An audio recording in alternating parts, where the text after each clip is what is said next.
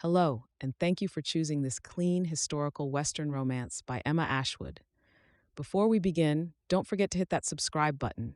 Your support allows us to keep sharing more wonderful stories for free. So grab a cozy spot, kick back, and let this story whisk you away to a different time and place. Enjoy. Copyright Emma Ashwood. An Angel Out West by Emma Ashwood. Prologue. March 1870, Boston, Massachusetts. Della Langston stood on the veranda overlooking the lake, darkened by hues of magenta and amethyst from the twilight sky. Trees lined the lake, their branches heavy with the newly sprouted buds, which would soon crack open to release the soft, colorful petals within. A cool breeze whispered around her, gently blowing tendrils of thick, brown hair off her face.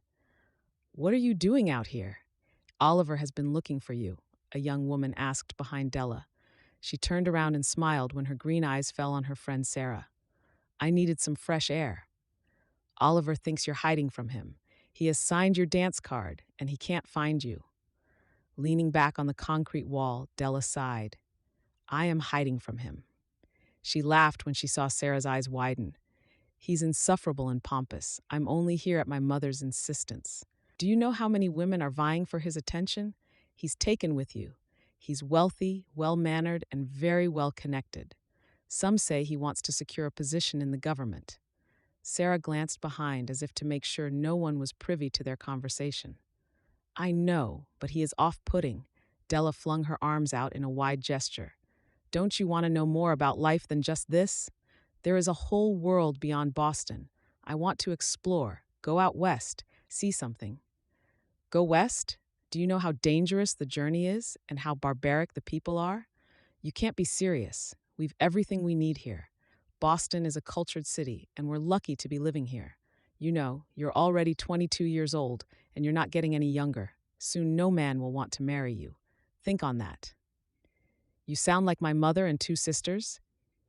Don't you want to marry and have a family of your own?" "I do, but I also want to travel and explore. I would like a man who could offer me both love and adventure." Della turned back to stare at the lake, which had grown dark, reflecting the glimmering chips scattered across the black satin sky. No one understood her.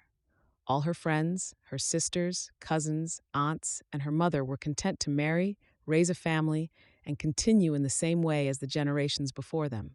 But she wanted more. She wanted to go west and be a part of the excitement of a new land. "There you are. Did you take ill?" Olive Pendleton stood by her side, concern lacing his voice. She groaned inwardly. "Yes, I did feel faint and needed the coolness of the night air to refresh me. I'm better now." "Shall we go in then? I believe I have the pleasure of the next 4 dances on your card." He offered her his arm, and she placed her gloved hand on it and let him escort her inside the ballroom. Several days passed, and Della and her good friend Anna stepped down from the carriage in front of Jordan Marsh, a department store with a lovely tea room as well as high-end dresses and accessories for the ladies. Anna had been invited to a ball at one of the estates on the Cape, and Della had agreed to help her pick out a beautiful dress for the event. Della knew her friend was sweet on Bradford Whiteshire, one of the many young men who would be in attendance at the ball.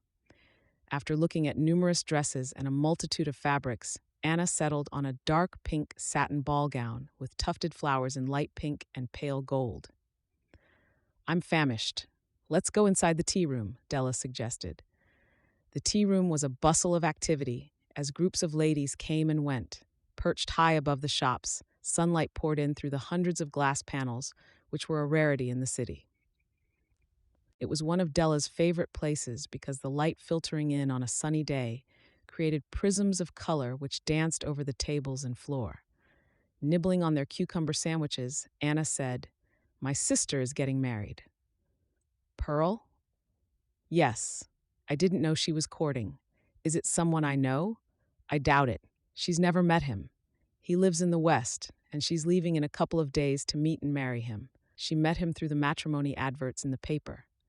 Della stopped chewing, and her eyes grew large. "She doesn't know him?" "I have never heard of these advertisements." Anna nodded. "They seem to be the rage right now, since so many men have left to go west to find their fortune.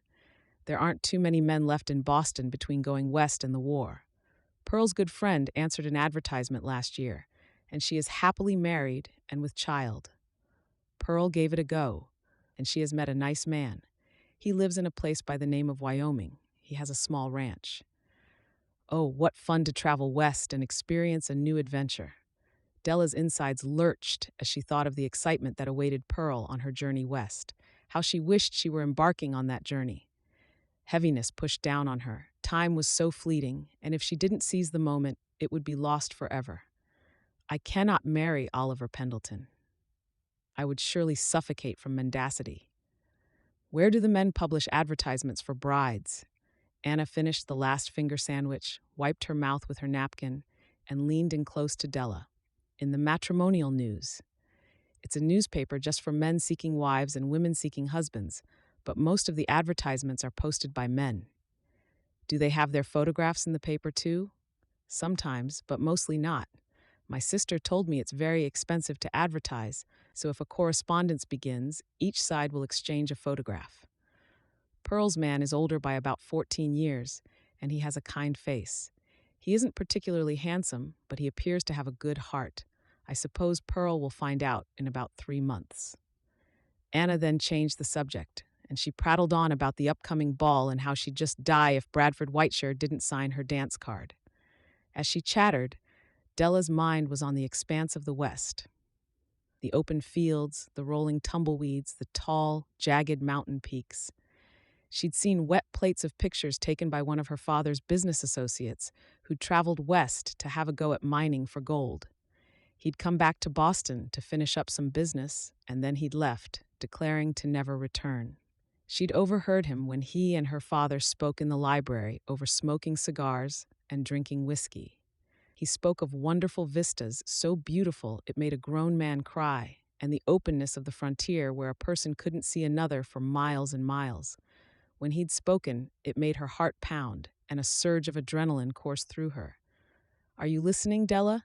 You have that faraway look in your eyes again. Pulled back to the moment, she apologized. I'm sorry. I was thinking about Pearl's exciting adventure. I would so love to travel west to see and experience it. Smiling, Anna said, maybe you should pick up a copy of the newspaper and see if someone catches your fancy. You know your mother is pushing for you to marry Oliver, and I already know how you feel about him.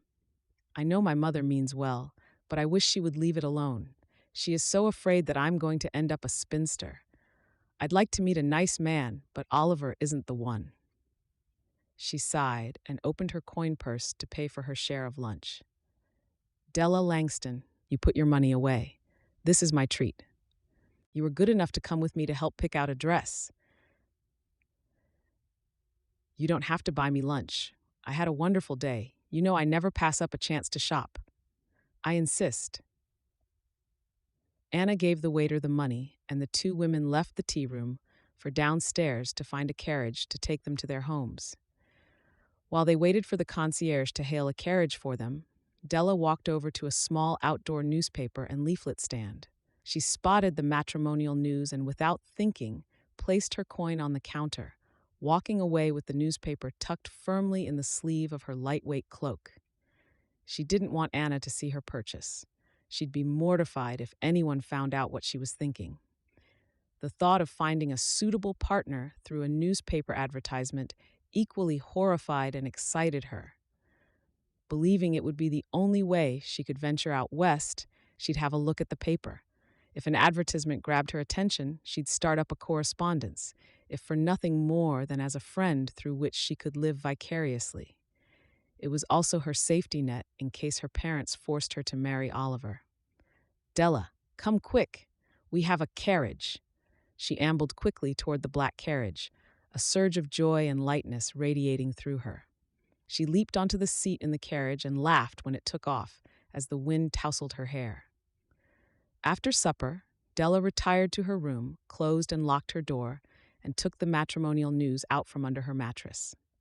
Barely breathing, her hands trembled as she thumbed through the newspaper, scanning rows and rows of advertisements and photographs.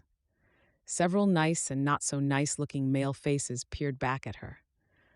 On the last page, one photograph drew her in. Even though it was somewhat grainy, she could see his eyes were bright, and he was clean-shaven unlike most of the others in print.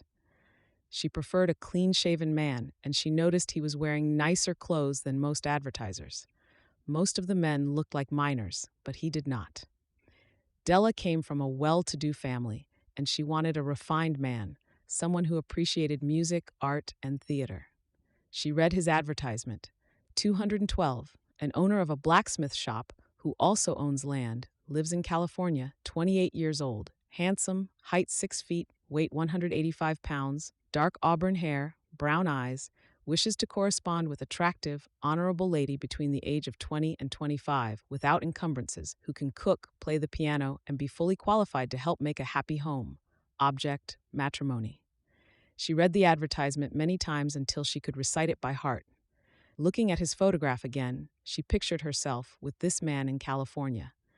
Just saying California aloud made her heart pound and her blood rush to her temples. Swallowing hard, she opened the drawer to her desk and took out the box of scented stationery. Dipping her pen in ink, she wrote her first letter to number 212, her heartbeat thumping erratically. The following day she would post it, then wait to find out if her future would be changed forever. Yinning. Chapter 1. 1 month later. I was hoping for this. I am very happy, Della's mother said. Yes, the match will make our dear Della a very wealthy woman, and it will help me with gaining more business contacts. When Mr. Pendleton made the appointment, I presumed it was to ask for Della's hand in marriage, Della's father replied. There is so much to do. I knew he was taken with her, and I prayed he'd ask her. We couldn't have asked for a better match for her. Della stood hidden by the stairway, her hand over her mouth, the back of her eyes burning. They mean to marry me to Oliver. I can't marry him. She lifted her skirt and tiptoed up the steps. When she closed the bedroom door, she flung herself down on her bed, her thoughts racing a mile a minute. She had to get away. For the past month, she had been corresponding with the young gentleman advertiser. Number 212 had a name, Clyde Ricks, and he wrote such beautiful letters. He told her of the beauty of California, with its blue ocean and high mountains.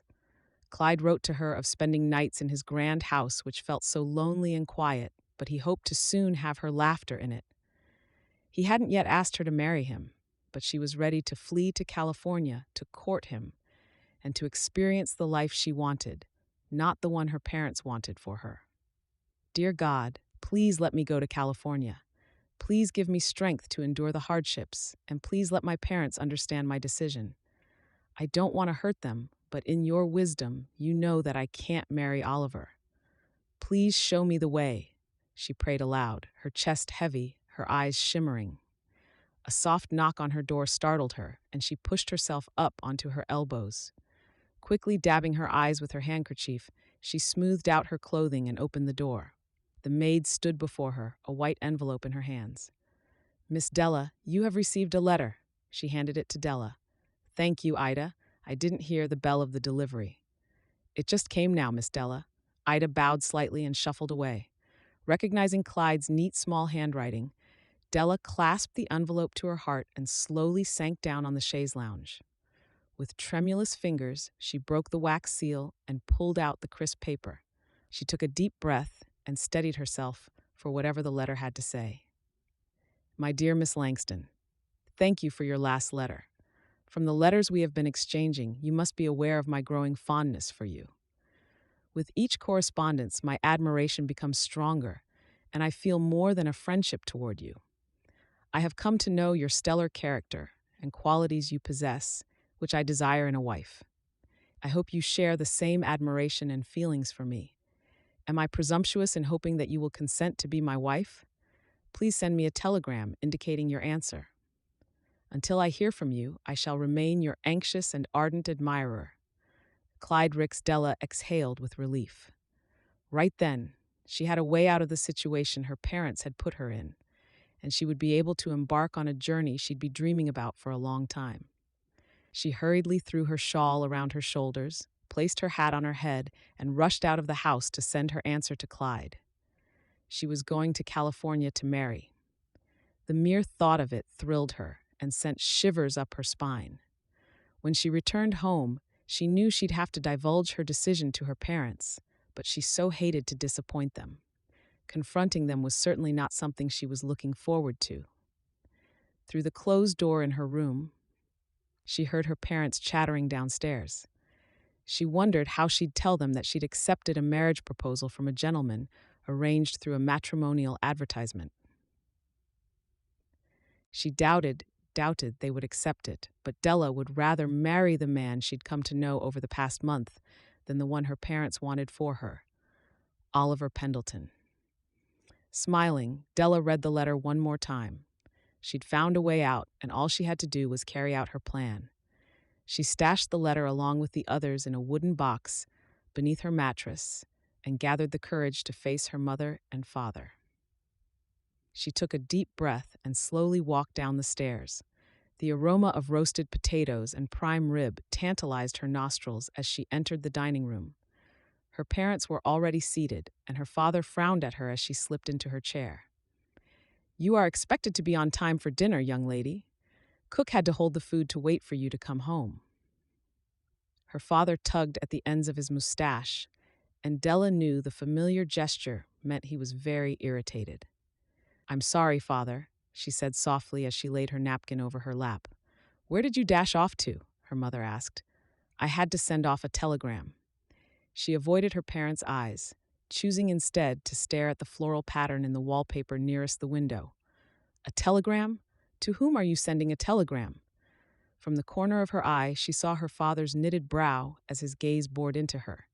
Before she could reply, the cook burst through the side door carrying a large platter of prime rib surrounded by roast potatoes and carrots. She placed the dish next to Mr. Langston, and Della blew out a long breath, grateful for the distraction. Dinner proceeded with the usual conversations about the household help, the monthly budget, and a few reminders to Mr. Langston about upcoming social events. Della's father never discussed business with her mother or her.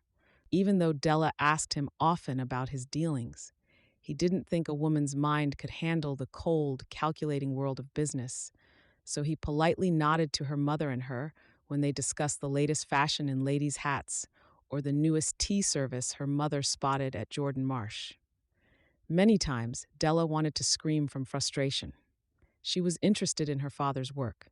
She wanted to break away from tea parties, satin evening gowns, and hats stuffed with feathers. A smile whispered across her lips when she reminded herself that she was putting an end to the shallowness of her life. "I'm going west." The thought tingled across her skin. Looking at her parents as they placed their napkins on the table, she knew she had to tell them about her decision. Bracing herself for a round of unpleasantness, she pushed back slightly from the table, inhaled deeply, and cleared her throat. "Father, Mother," she began, "I have something very important to tell you. Before I do, I want you to know I love you both dearly, but you have to trust me in making decisions for my life." Her parents shared a look between them before looking at her in bewilderment.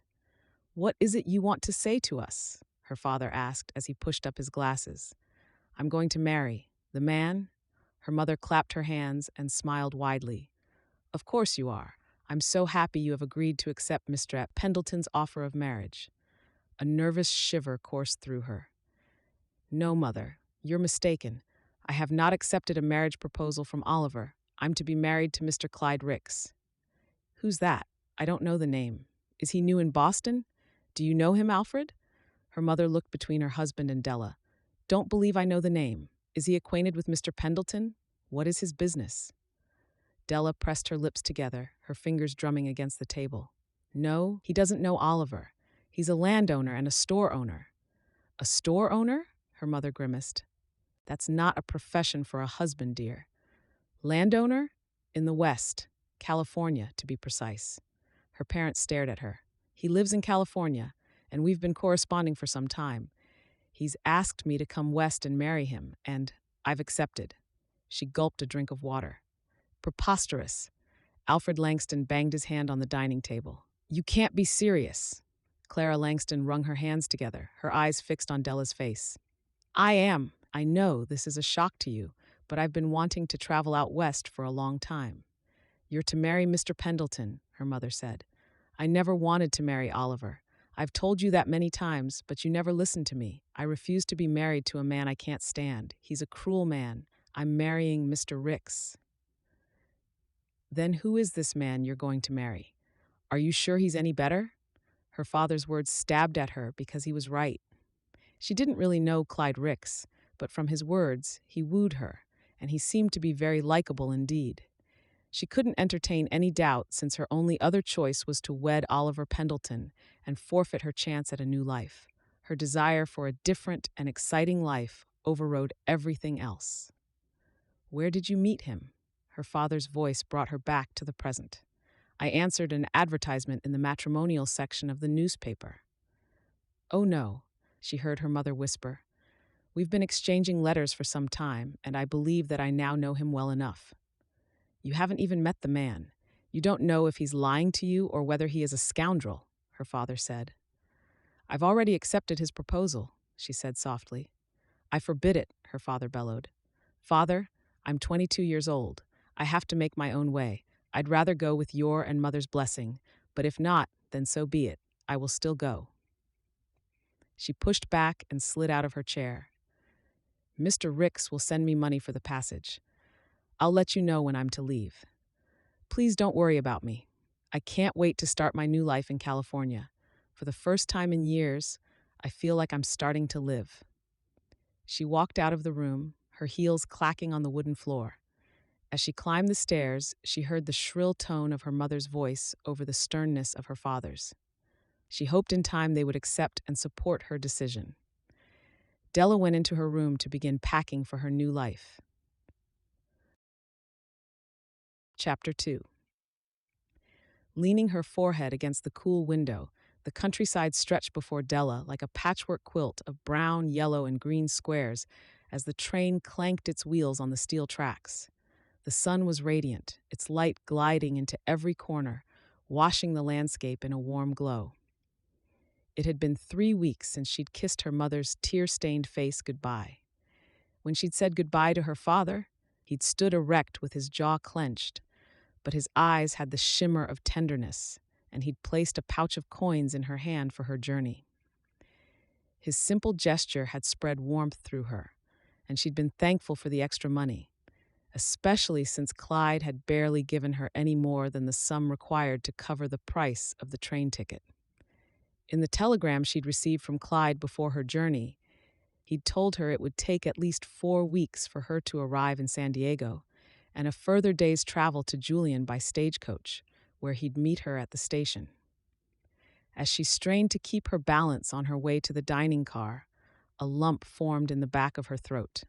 She was thinking about the money her parents had given her for her journey.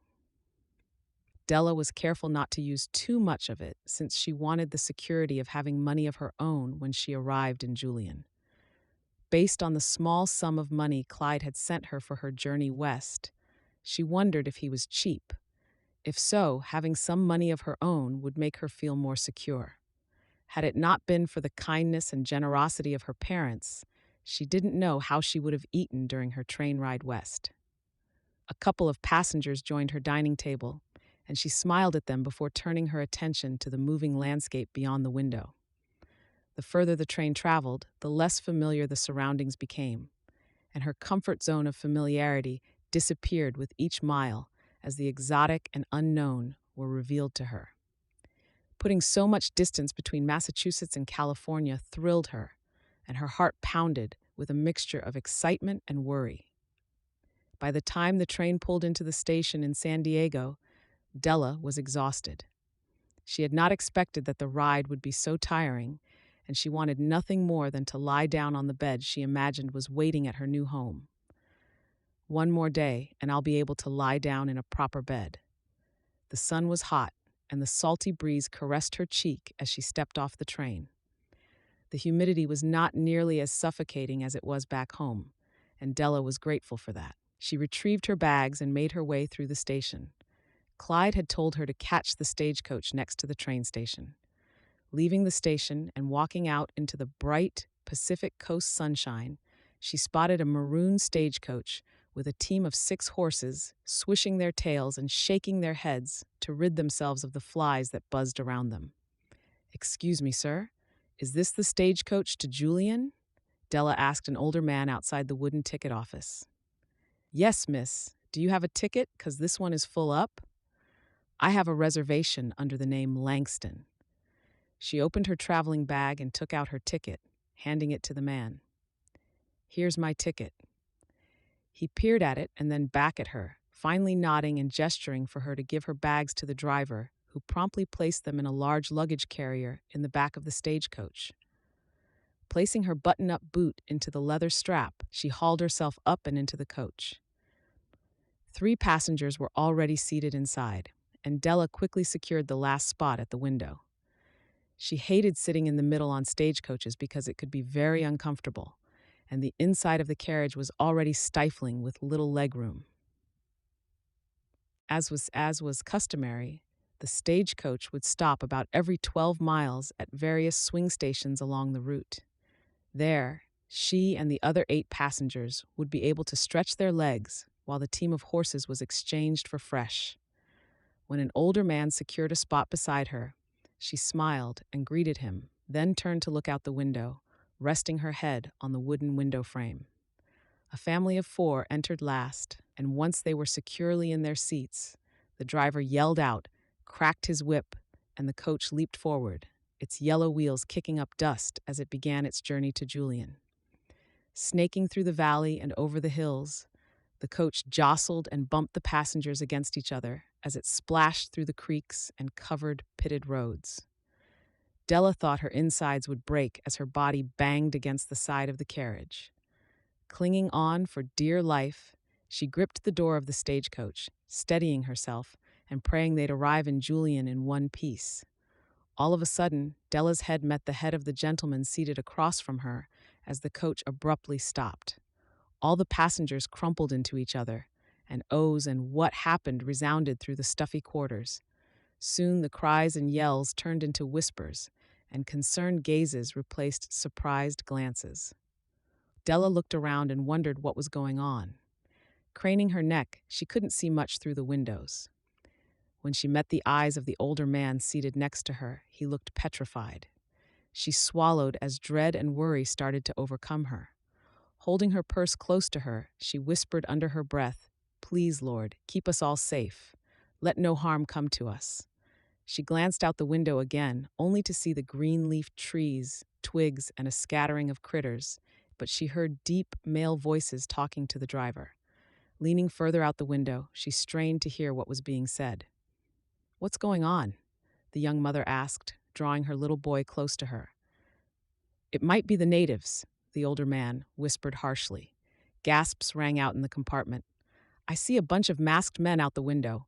I heard they always come round here to scare settlers away." "Oh no," Della said, as she scrunched deeper into the corner of her seat. As the older man muttered, sticking his head out the window, Della couldn't understand a thing he was saying. The door burst open, and the young mother screamed even as her husband quickly pulled her and his children closer to him.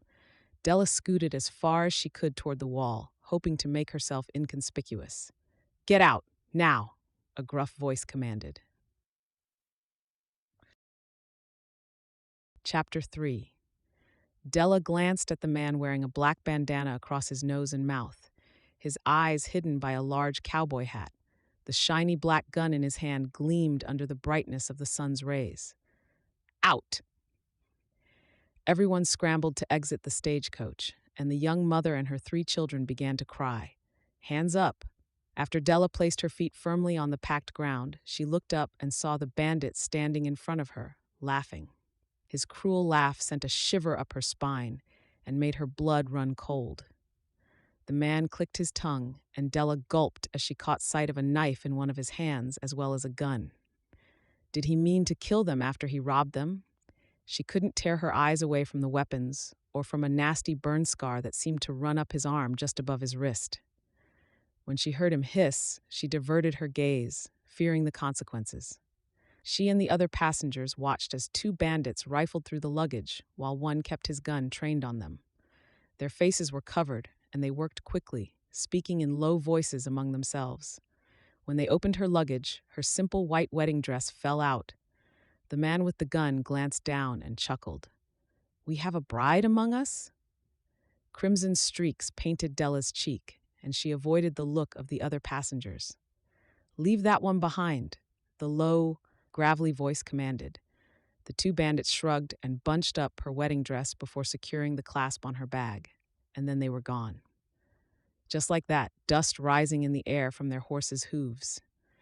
It was almost as if she had dreamed it, but the laments of her fellow travelers made the robbery very real. Everyone had been robbed of their money and belongings, except for her. They had taken all the money from her purse, but she'd kept some of the coins in an inside pocket she'd had sewn on before her journey westward. "They took everything," cried the young woman as her husband helped her back into the compartment. "Just be glad they didn't take your life," the old man said. "Many bandits will also kill the ones they rob." He squirmed in his seat, finally settling into a comfortable posture. "I pray that the rest of our journey will be calm." Della smiled weakly and leaned back against her seat. The driver approached those travelers still out of the coach, talking about what had happened. "Everyone needs to get into the stagecoach so we can be on our way. The sooner we arrive in town, the sooner we can notify the sheriff," he said. They nodded, embarked, and the stagecoach jerked forward. Della shivered when she replayed the robbery in her mind. She sensed a cruel streak in the man who seemed to be the bandits' leader.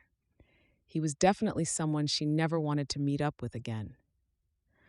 The last leg of the trip seemed to take forever, and after a month of train travel, enduring the rough terrain by coach and surviving a robbery, Della wanted nothing more than to meet Clyde Ricks and begin her new life. Clyde had told her they'd be married the day after she arrived, and she was grateful the bandits had at least spared her the embarrassment of not having a wedding dress for her important day. At long last, the stagecoach stopped at the station, and everyone breathed an audible sigh of relief. Taking the older man's hand, Della stepped down onto the ground, a light breeze curling around her. The air was clean and fresh, and she stretched her legs and arms out, elated to be finished with her trip. Julian was in the mountains above San Diego, and the scent of fresh pine wafted through the town. Shielding her eyes from the sun, she looked up the street and noticed several wooden and brick storefronts on either side of the dirt road. 7%. From the look of people milling about, horses tethered, and several flatbed wagons loaded with supplies, Della surmised she was in the downtown area.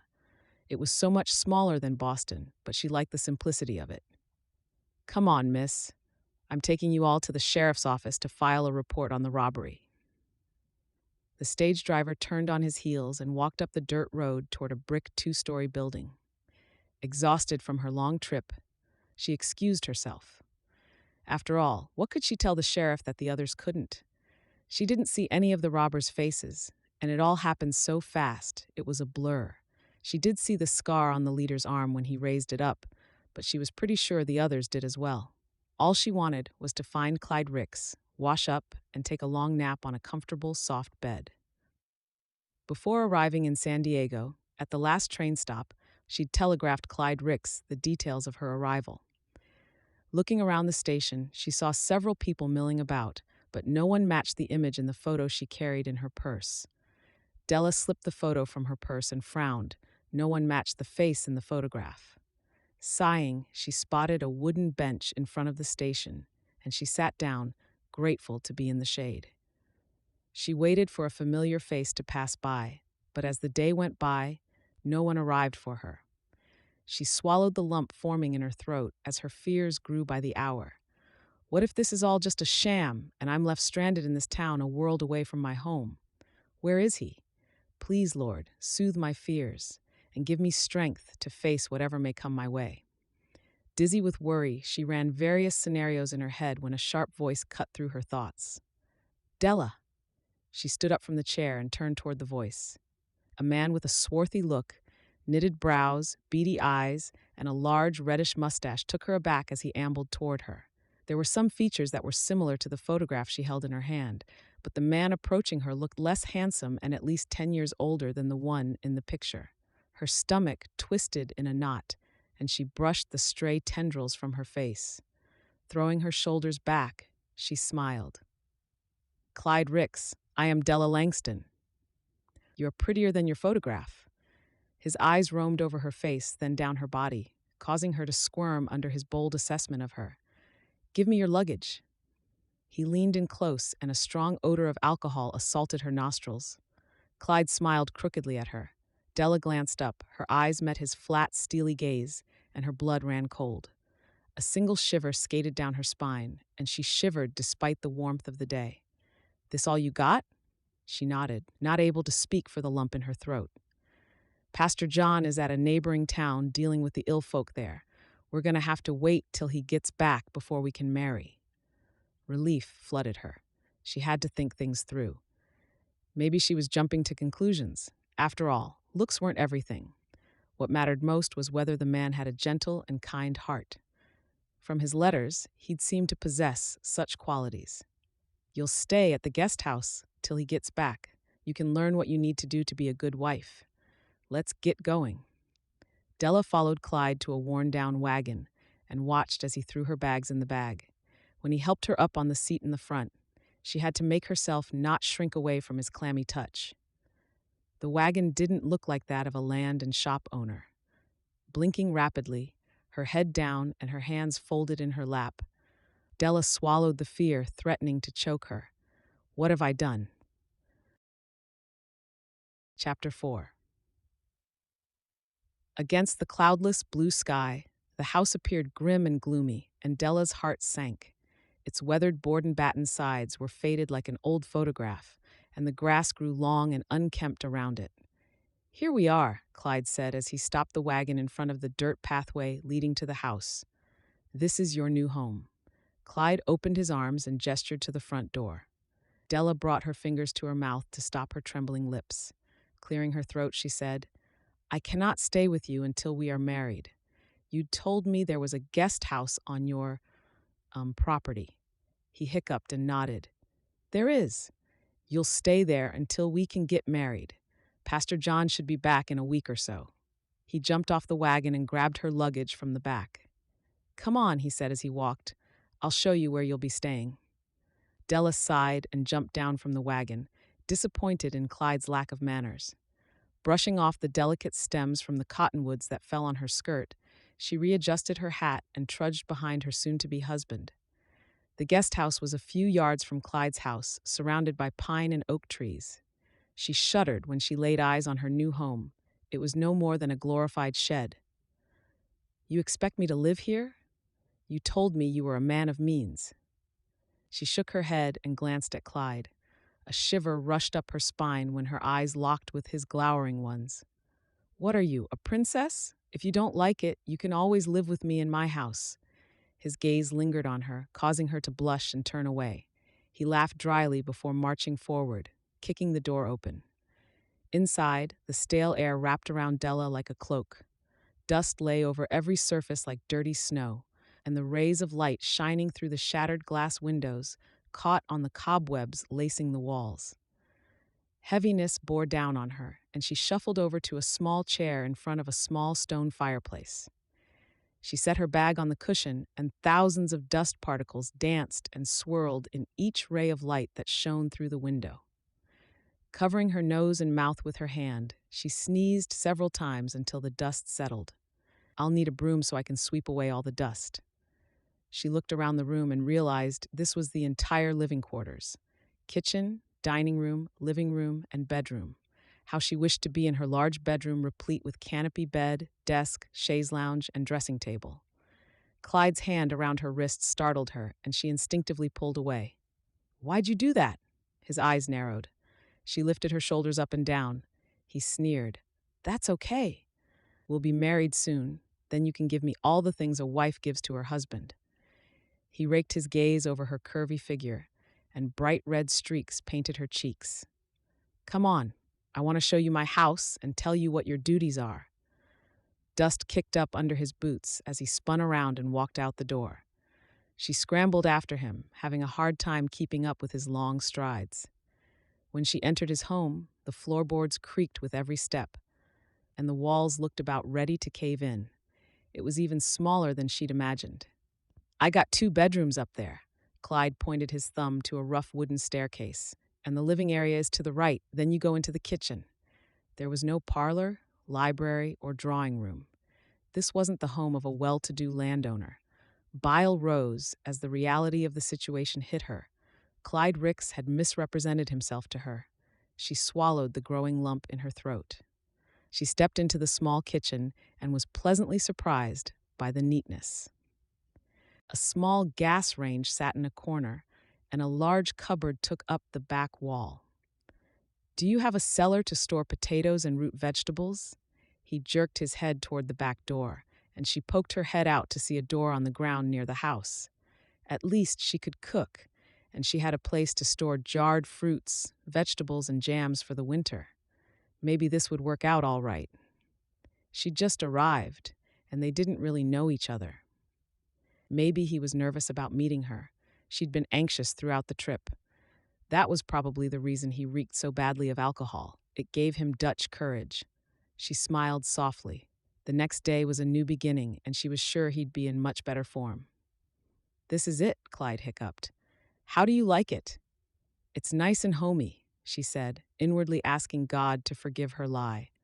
"I expect you to clean the house, wash my clothes, and fix my meals. You might as well get used to your chores.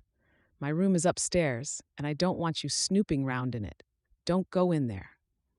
The threatening tone of his voice made her flinch.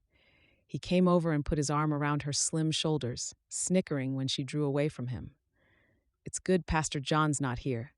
We can get to know one another a lot better." The lump in her throat grew larger. All she wanted was to go home, but how could she? She didn't have enough money for the journey, and she couldn't face her parents. No, she'd made the decision to come to Julian to marry Clyde. What he needed was a good and loving wife to help make his life easier. He was plain old lonely, and that was why he turned to whiskey. In time, their life together would coax him away from drink and meanness. She let out a long breath. "If you don't mind, I think I will go to my quarters. I've had a long journey and am anxious to unpack and take a rest." He leaned against the wall. "Go on. I'll come get you when it's time to make supper." She dashed out of the house, grateful to be away from him. The scent of sweet pine wafted around her on a light breeze blowing through the trees, rustling the leaves. She walked inside her lodgings and placed her hands on her hips. Then she grabbed the broom from the corner and began the arduous task of getting the small abode to look like a home. A pinkish golden hue filled the room, and Della rushed to the window to look out. Above her, the sky was ablaze with red, orange, and purple, broken only by long trails of cloud. The sun sank low over the hills, and to the east the darkness encroached as sequined silver stars, glittering like a swarm of fireflies, winked down on the land, illuminating the dark corners of the homestead. She turned to take a seat near the fireplace, welcoming the silence as she closed her eyes for the first time that day. Bang! Bang! Bang! She leapt off the chair, her heart thrashing in her chest as she turned toward the groaning wooden door. "It's time to cook dinner." Clyde's harsh tone pricked her skin. "Come on." Fearing his anger, she quickly rolled her long hair into a bun and rushed to the door. "I'm sorry, I lost track of the time. I was busy straightening things out." Clyde grunted and walked in front of her to his house. When they entered, he directed her to the kitchen. "Do you have meat or vegetables for the makings of a nice meal?" "Look in the pantry and cellar." He swiveled around and trudged up the stairs. After searching for something to cook, Della decided that she'd have to go to the general store the following morning to pick up some staples. For now, the best she could manage was vegetable soup. Clyde didn't even have any flour for her to make bread. Figuring the soup would have to do for that night, she threw herself into cooking up her first meal in the West. About 40 minutes later, her intended stomped into the kitchen. "Aren't you finished yet?"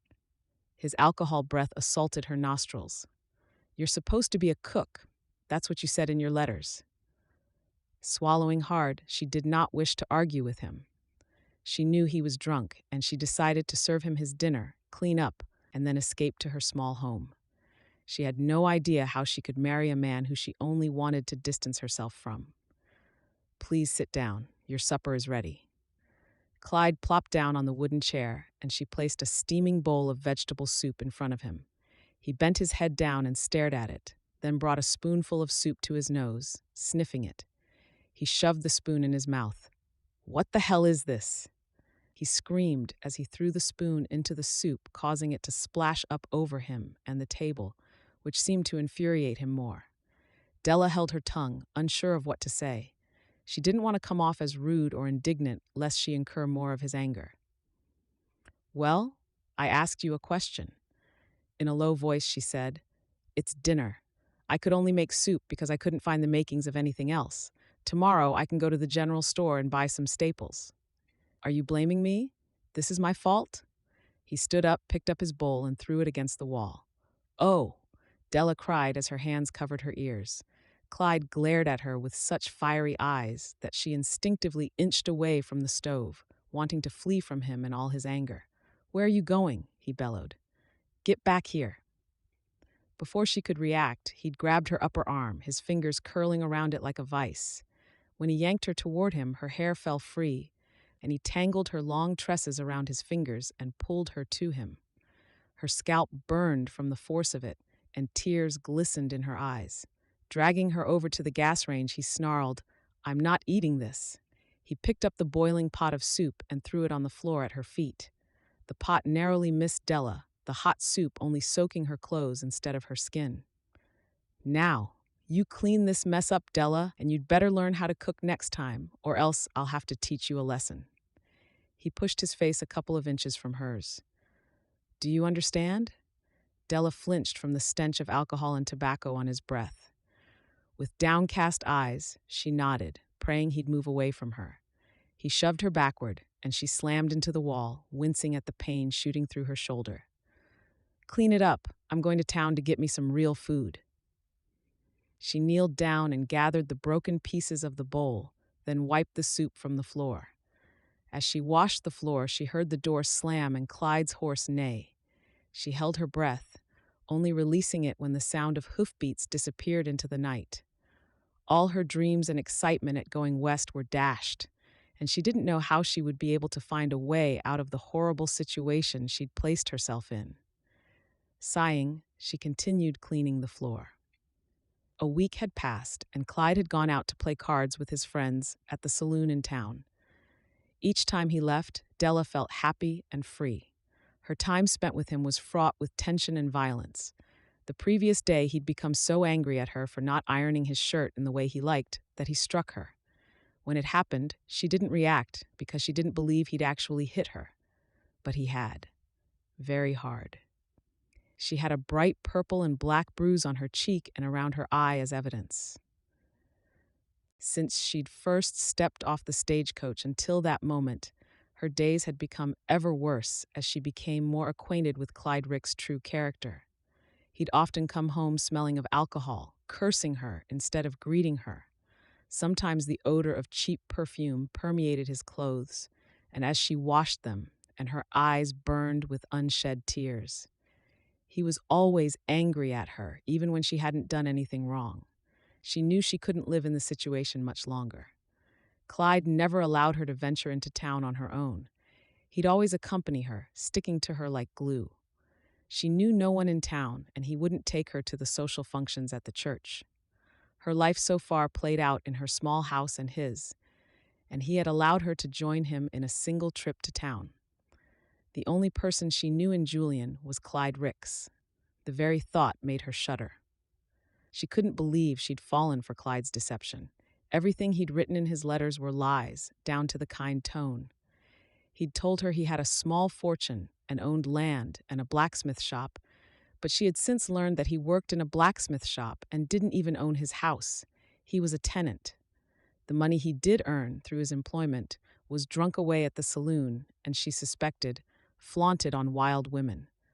What a trusting fool I was. The sound of a horse whinnying snapped her out of her thoughts as her chest tightened in fear that Clyde had already returned. Relief washed over her as she watched a man on a black horse ride up the path to the house.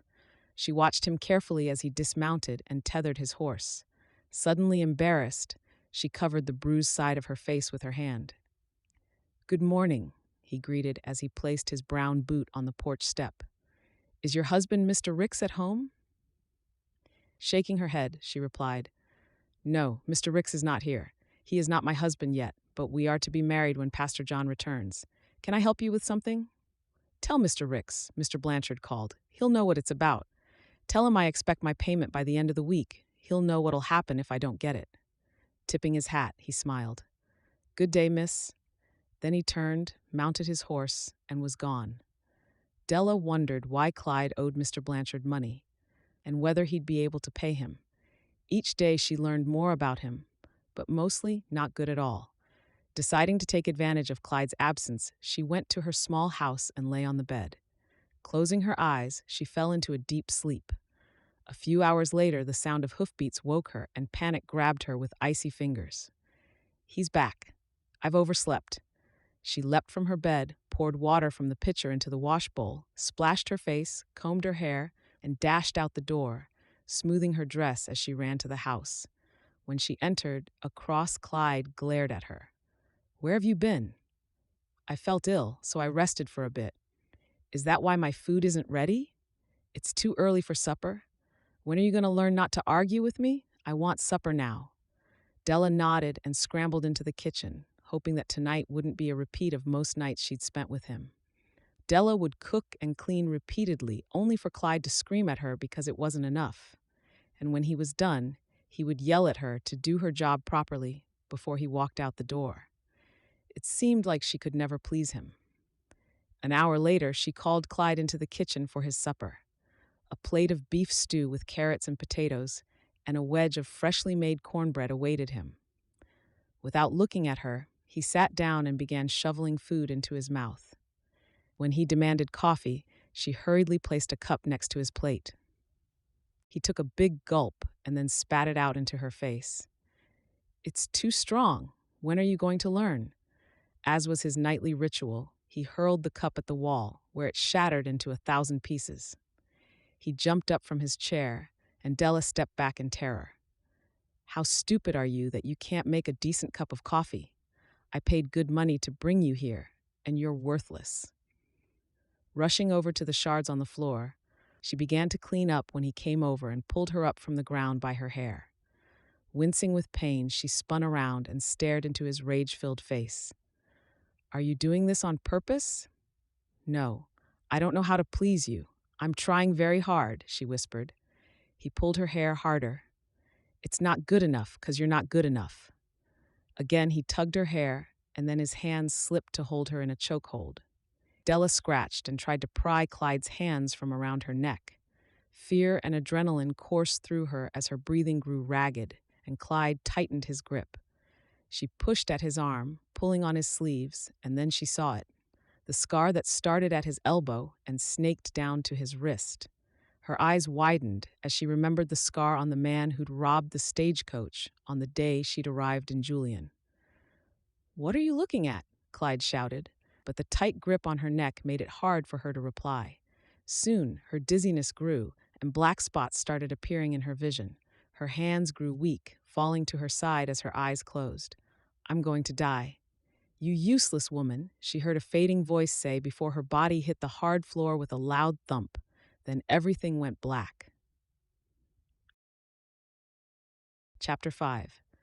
The moonlight streamed through the dusty window, bathing her in whiteness as Della's eyes fluttered open.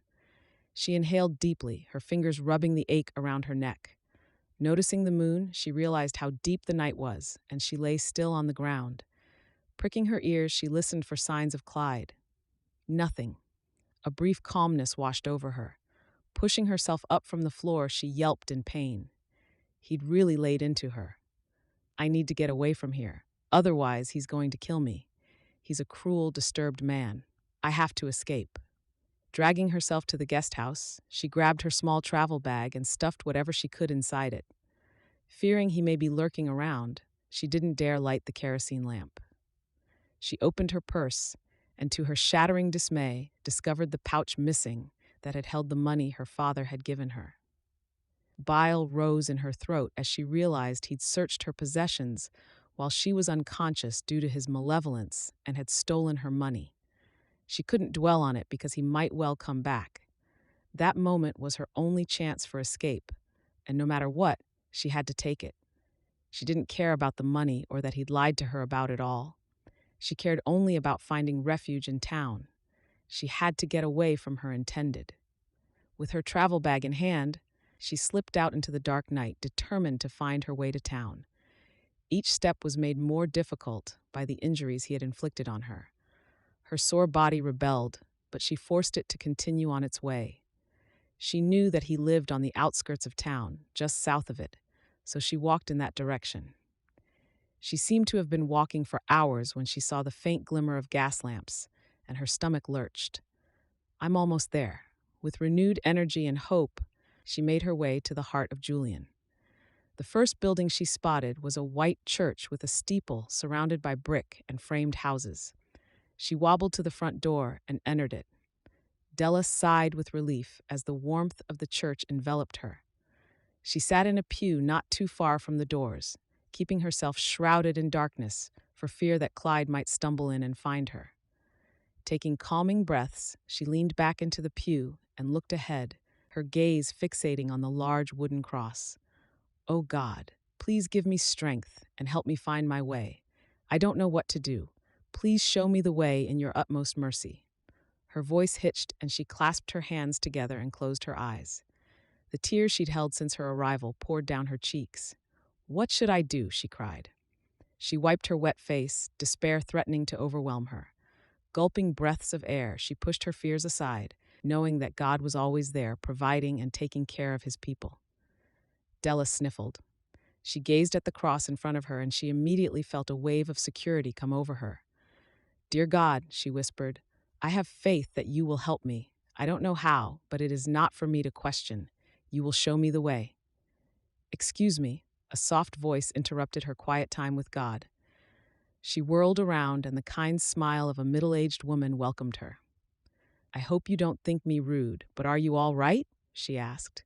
Della opened and closed her mouth. She looked at the altar, and almost as if she could hear God's voice tell her, she knew that this was the help she needed. She looked at the woman's kind eyes and shook her head. "Here," the woman said, her smile never faltering. Della looked at the folded handkerchief, and a lump formed in her throat over this stranger's gesture of kindness. "Don't be afraid. It's just something to wipe your tears with," she coaxed. Della whispered her gratitude, took the handkerchief, and blew her nose. "Do you mind if I sit beside you?" the lady asked. Della looked at the space next to her. The church was entirely empty, but denying this woman a seat would seem rude. She bit her lip and mumbled, "No." "That's very kind of you, dear." The woman took the seat, keeping a proper distance between them. "I always like to sit at the back. It allows me to see the altar and the pastor better." Della noticed the small flush on her cheeks. "I'm Elizabeth. What is your name?" She looked around before answering. "Della." Her voice sounded much worse than she expected. "Such a beautiful name," Elizabeth said. "Are you new in town?" She nodded. "That would explain why I haven't seen your beautiful face around. You see, I make it a point to get to know everyone in town. It's always nice to befriend the people, and it helps with spreading the word of the Lord. My husband says it's my greatest quality." Della noticed Elizabeth flush when she said, "husband." She felt a pang of sadness when she heard the love in the woman's voice when she spoke of her husband. Della had stayed with Clyde for a week, and all she'd known was cruelty. She never could feel the burning sensation most people had for their spouses. All she felt with Clyde was disgust and fear. "It's too bad my husband's out of town, but it can't be helped. The neighboring town needed his prayers and help, and my husband must do his job." Della watched as Elizabeth's gaze focused on the altar. "You are Pastor John's wife?" During her stay with Clyde, he'd often cursed Pastor John for leaving town before he married them. "Yes, I am. I should have mentioned that." Elizabeth laughed. "Do you have a place to stay, Della?" Her soft voice caressed her. "No," she whispered, her voice breaking.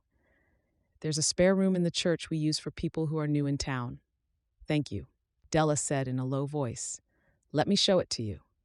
Elizabeth led her to the back of the church through a door and down a long hallway. They passed by a few doors before she stopped to open one. revealing a small but cozy room containing a single bed, a chair and writing desk, and a small dressing table. It isn't much, but I hope it's enough. It's more than enough. I don't know how to thank you for your kindness. She winced and saw the concern in Elizabeth's eyes before they flickered to something else. I'll help you get cleaned up, the pastor's wife said. Shame filled Della, but she was grateful Elizabeth had stepped into her life. She also knew she'd need her help to take care of some of her more serious injuries.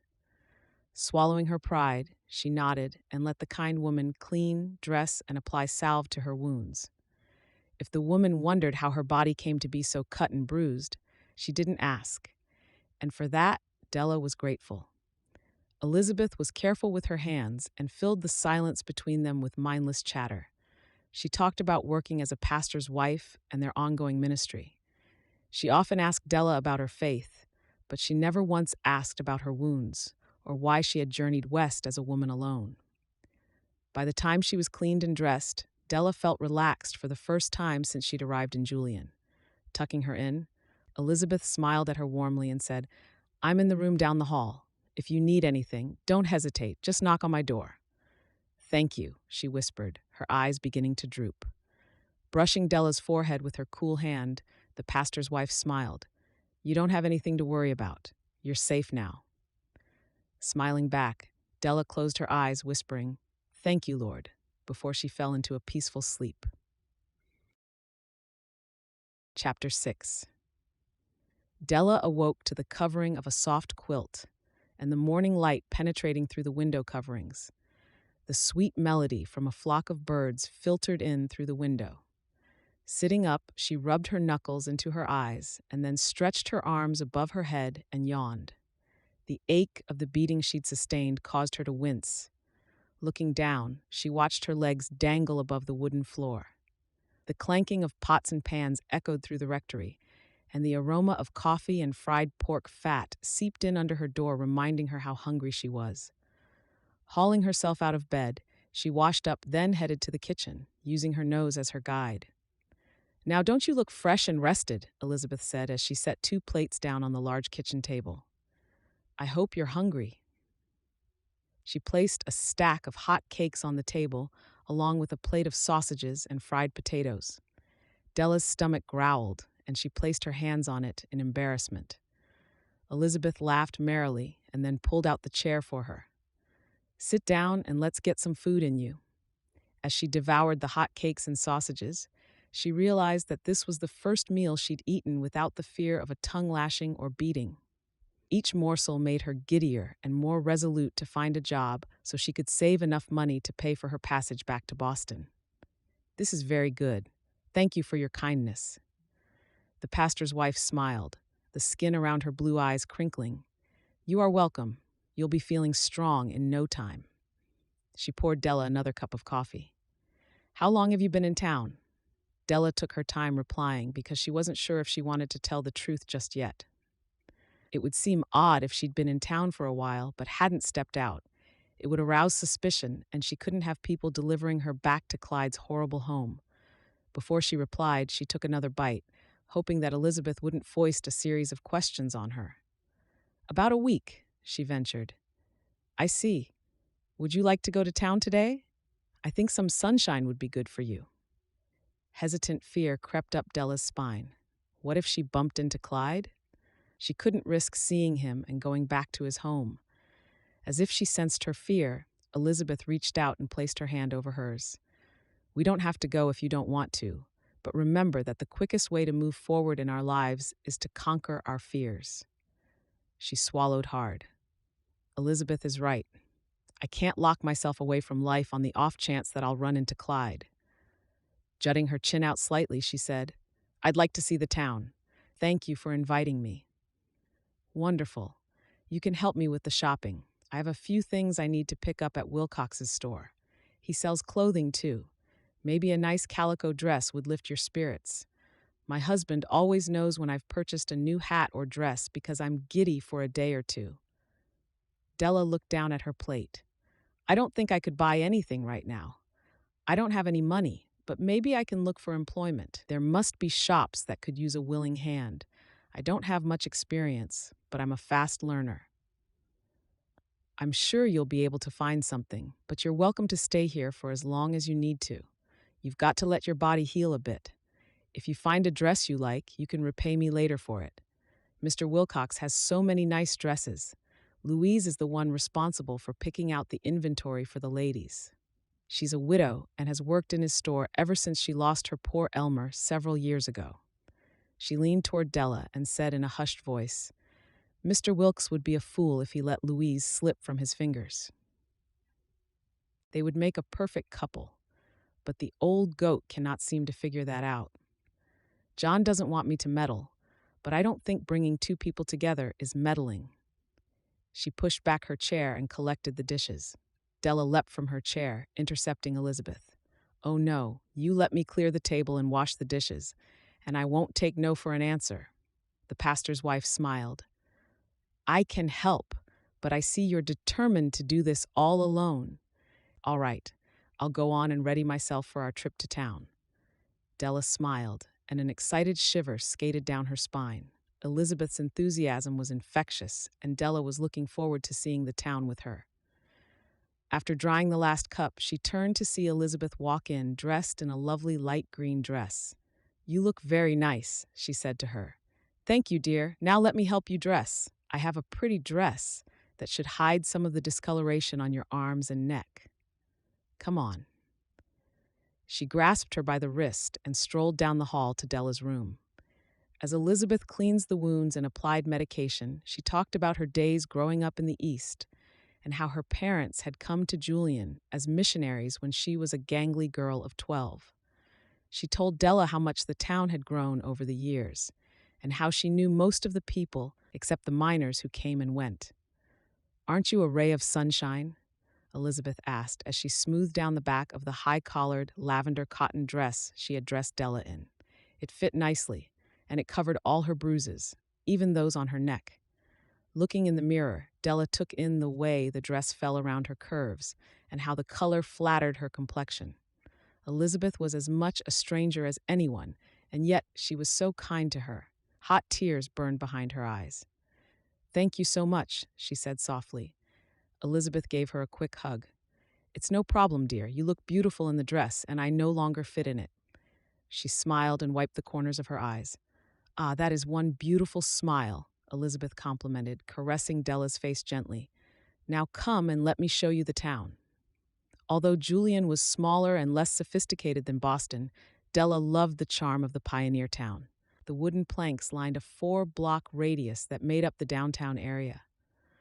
Wood-framed businesses stood on each side of the dirt road. 2 hotels rose up 2 stories, and 4 boarding houses, each with flower boxes on the large porches, dotted the streets. By far, saloons outnumbered the other businesses, and the 2 ladies turned their eyes away when a drunken miner stumbled out of one of them, with a pretty giggling woman clinging to his arm. Her clothes and makeup more than convinced Della that she was one of the women who entertained the men, and she blushed and cast her gaze downward. They'd been shopping and walking about town for a good 3 hours. In Wilcox General Store, Elizabeth had insisted on buying Della a simple cotton dress, even though Della protested. Della nonetheless left the store, carrying the dress in a neatly folded brown paper package. They'd spent over an hour in the store, and while Elizabeth spoke with Louise, Della admired all the fabrics, clothing, lace, and trinkets. It reminded her so of home, and intermittent surges of homesickness punched at her, but she'd dismiss it and focus her attention on the conversation between the 2 ladies. As they walked, Della's stomach growled loudly. We should stop for a bite to eat, Elizabeth pointed across the road. Crimson streaked her cheeks. How could she let Elizabeth pay for her lunch when the woman had done so much already? I'm all right. I'm not. I want a bite of food. Orchard Cafe serves very good meals. Grasping the young woman's hand, she guided her across the dusty road, and they entered the eatery together. Inside, wood tables and chairs filled a medium-sized room, lit with oil-burning lights. Spotting a table in the middle, Elizabeth rushed over to claim it. The women removed their bonnets, and Della tucked several loose tendrils of hair into her bun. The owner is a good friend of mine. Elizabeth explained as she blotted her face with a handkerchief. It smells like they may have beef stew. I'm not very hungry. She coughed loudly to cover up the grumbling in her stomach. Elizabeth stared at her. You can pay me back after you have secured employment and are on your own 2 feet. We're ordering lunch, and I won't hear another word about it. Della nodded. Elizabeth waved to a man by the counter. James, we'd like to order now, please. Coming right up, Elizabeth, James responded. Walking to their table, his twinkling blue eyes and ebony black hair caught Della's eye, and she instantly felt drawn to him. She gasped. She'd never had such an intense reaction to anyone, especially a man. He caught her gaze and turned away quickly, flashing a big smile at her companion. She sighed. He had the finest smile she'd ever seen on a man. Flushing, she turned away. Do I smell beef stew? Elizabeth asked. He nodded. It's very popular today. I also have a cold plate and boiled ham. I have your favorite, cornbread. Elizabeth clapped her hands together. I'll have the stew and cornbread. Turning to Della, she asked, What would you like? James makes a delicious stew and the cornbread is even better than mine. Della's flush deepened as she felt James's eyes on her. That sounds fine, thank you, she mumbled as she picked at her cuticles. 2 beef stews coming up. He turned to leave and then spun back around. Who's your friend? Oh, forgive my manners. James, this is Della, and Della, this is James. She glanced up and her gaze locked on his. He smiled broadly. Hello, Della. Nice to meet you. I own this little cafe. I'm... As she stumbled over her words, her blush deepened. You have a lovely cafe, she mumbled, and then bowed her head slightly, her mouth too dry to speak. What was the matter with her? Thank you. It's been in my family for years. I inherited it from my father. Been keeping it up and running for almost 5 years now. James had a fond look in his eyes as he looked around the cafe. Elizabeth smiled fondly. My husband and I watched this man grow into the person he is. We're almost like his parents. That you are. He glanced at Della. Would you like a cup of tea or coffee? He asked. She nodded. He laughed. Is it tea or coffee, or do you want both? The redness deepened. Coffee, she croaked. I'll get those orders right up. His deep voice echoed in Della's ears. She focused on a water stain on the table. He chuckled and walked away. It didn't take long for their orders to be served, by James, and Della wondered why he seemed to be doing everything. She wished for someone else to take care of them instead. That would definitely be better than being subjected to his handsome smile again. Where's Natalie, James? Elizabeth asked. Why are you working all by yourself? James sighed but smiled at Della when she looked up at him. She had to quit because she was getting married.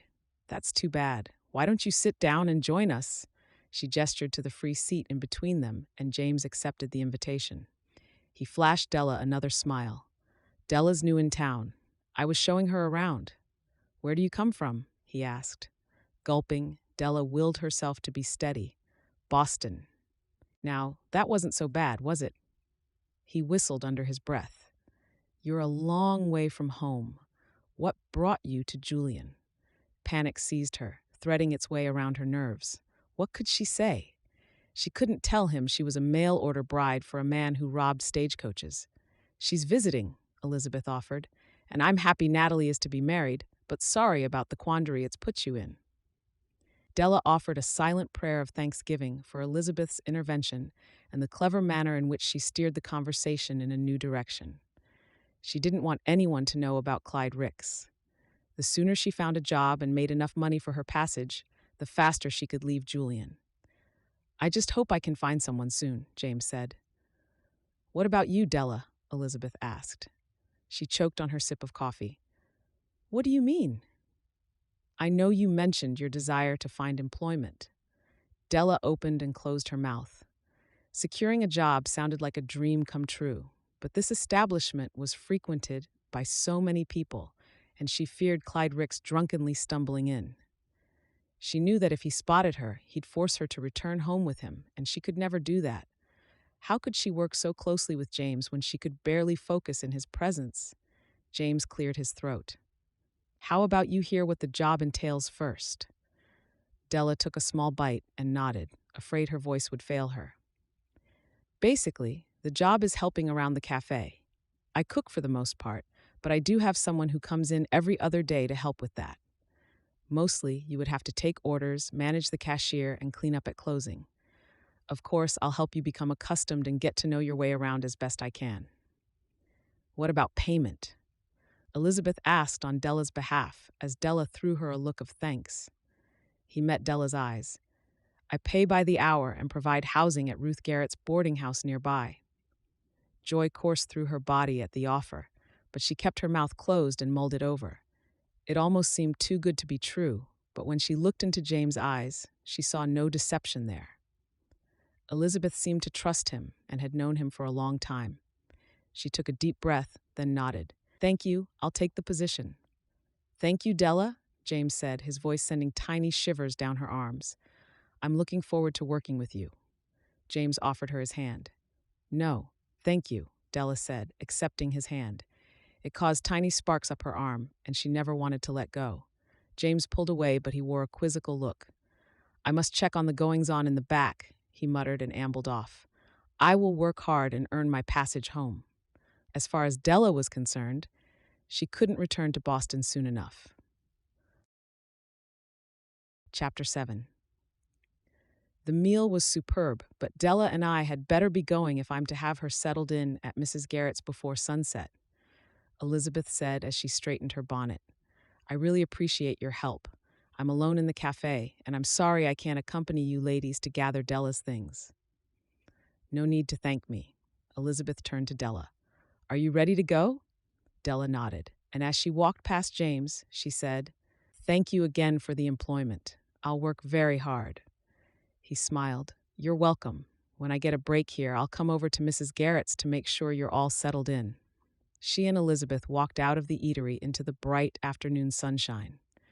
For a few moments she was blinded, blinking rapidly to become accustomed to the brightness after the low light of the cafe. She walked beside Elizabeth, who chatted merrily all the way to the parish rectory. Inside the room Della had slept in the previous night, a travel bag lay open on the bed into which she now placed her few items. Elizabeth leaned against the windowsill, watching her, a small crease of concern etched on her forehead.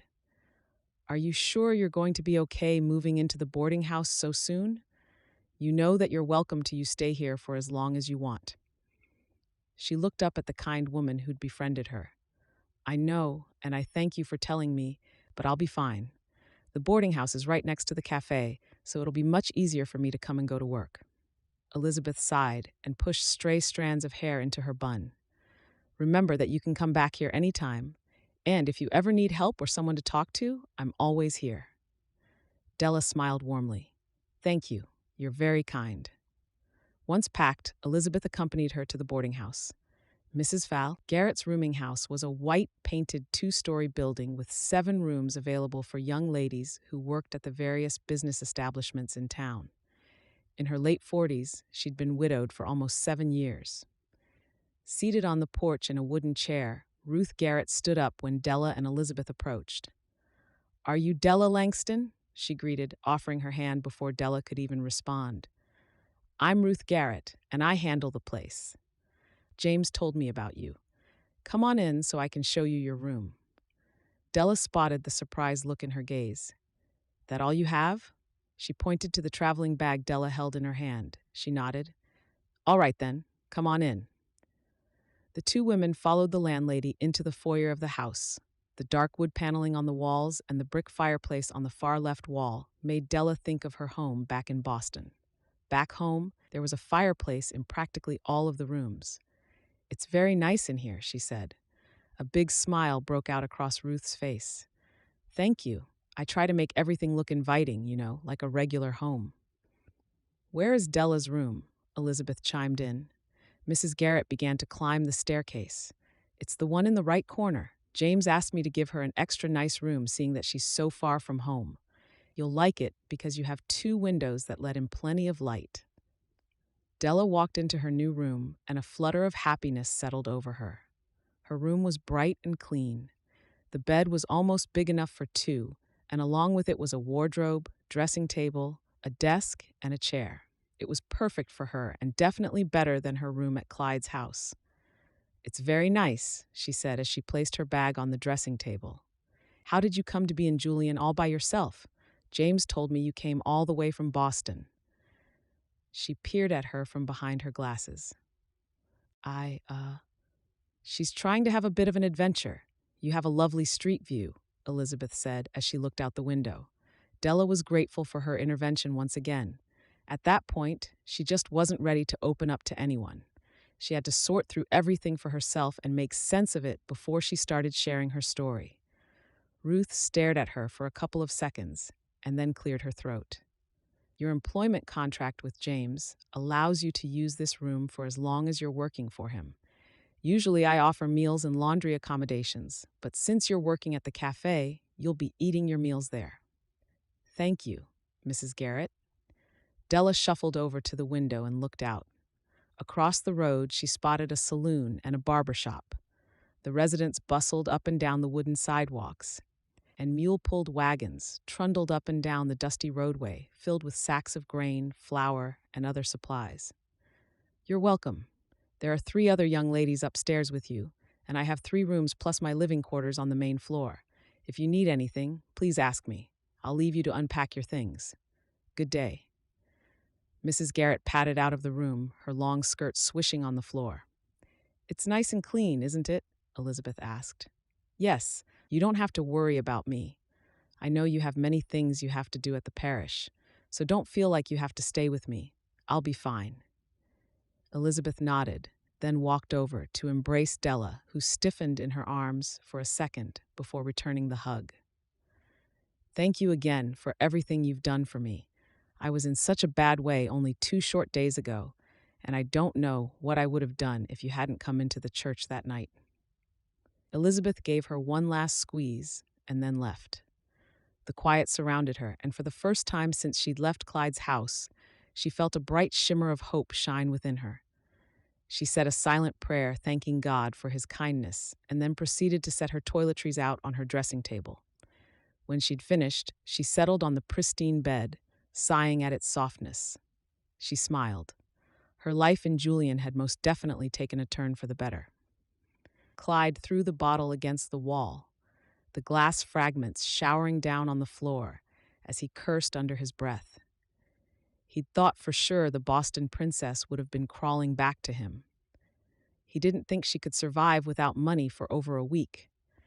He'd asked around to find out if anyone had seen her, but the people he knew usually hung out at the saloons and brothels, and he hardly thought his haughty fiancée would frequent such establishments.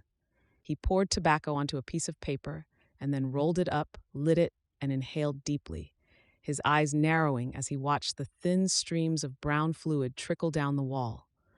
Clyde would find her, and when he dragged her uppity behind back to his house, she'd pay for what she'd done. He'd spent good money to bring her to Julian, and he wasn't about to see it go to waste. He'd written many letters to a good many women who'd answered his advertisement before he found Della. She had the combination he craved, money and innocence. He hadn't banked on her parents not embracing her marriage out west. He'd expected her to have a great deal more money than the paltry handful of coins he found in the inner lining of her travel bag. He ground out his cigarette with the heel of a scruffy, worn boot. Another stagecoach was due in late the following afternoon. That night, Billy, Heath, and he would ride out to make sure they intercepted it. Money was tight, and he still owed Mr. Blanchard his share from the previous 2 robberies. Blanchard was running out of patience, and without his help in telling Clyde and his cohorts the routes and times for the stagecoaches, they'd never be as successful as they were. He spat on the floor, then stood up, deciding to get a couple hours' sleep in before they would be leaving town. When he returned, he'd make it his mission to find his wayward fiancée, and when he did, he'd make sure she never ran away again. Chapter 8. For the next few days, Della fell into an easy routine. A stroll in the mornings, lunch and dinner shift at the cafe, sitting at her desk at night, writing in her journal. Sometimes she'd visit Elizabeth and breakfast with her and her husband. Pastor John had been back for a few days after a 2-week stay administering to the sick and dying. He'd told them that he'd performed more funerals in 2 weeks than he had in the time he and Elizabeth had been in Julian. One evening, Della sat at the dinner table enjoying Elizabeth's beef stew. It was her day off, and she'd accepted the couple's invitation to dine with them. As she chewed on a piece of meat, Pastor John asked, "Weren't you the lady Clyde Ricks was going to marry?" Della felt the heat creep up her neck, and she froze in place, her throat constricting. Grasping a cup of tea, she nodded and then took a sip, pushing the food down her throat.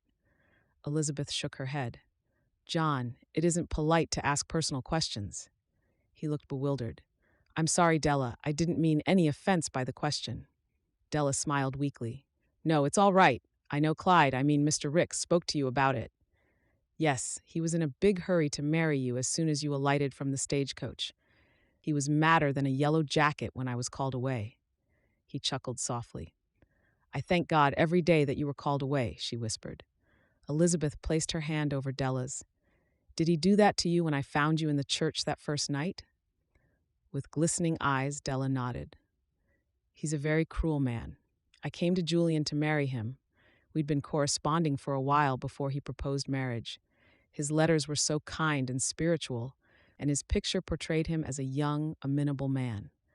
When I arrived, I realized he hadn't been honest about his age, but I forgave him."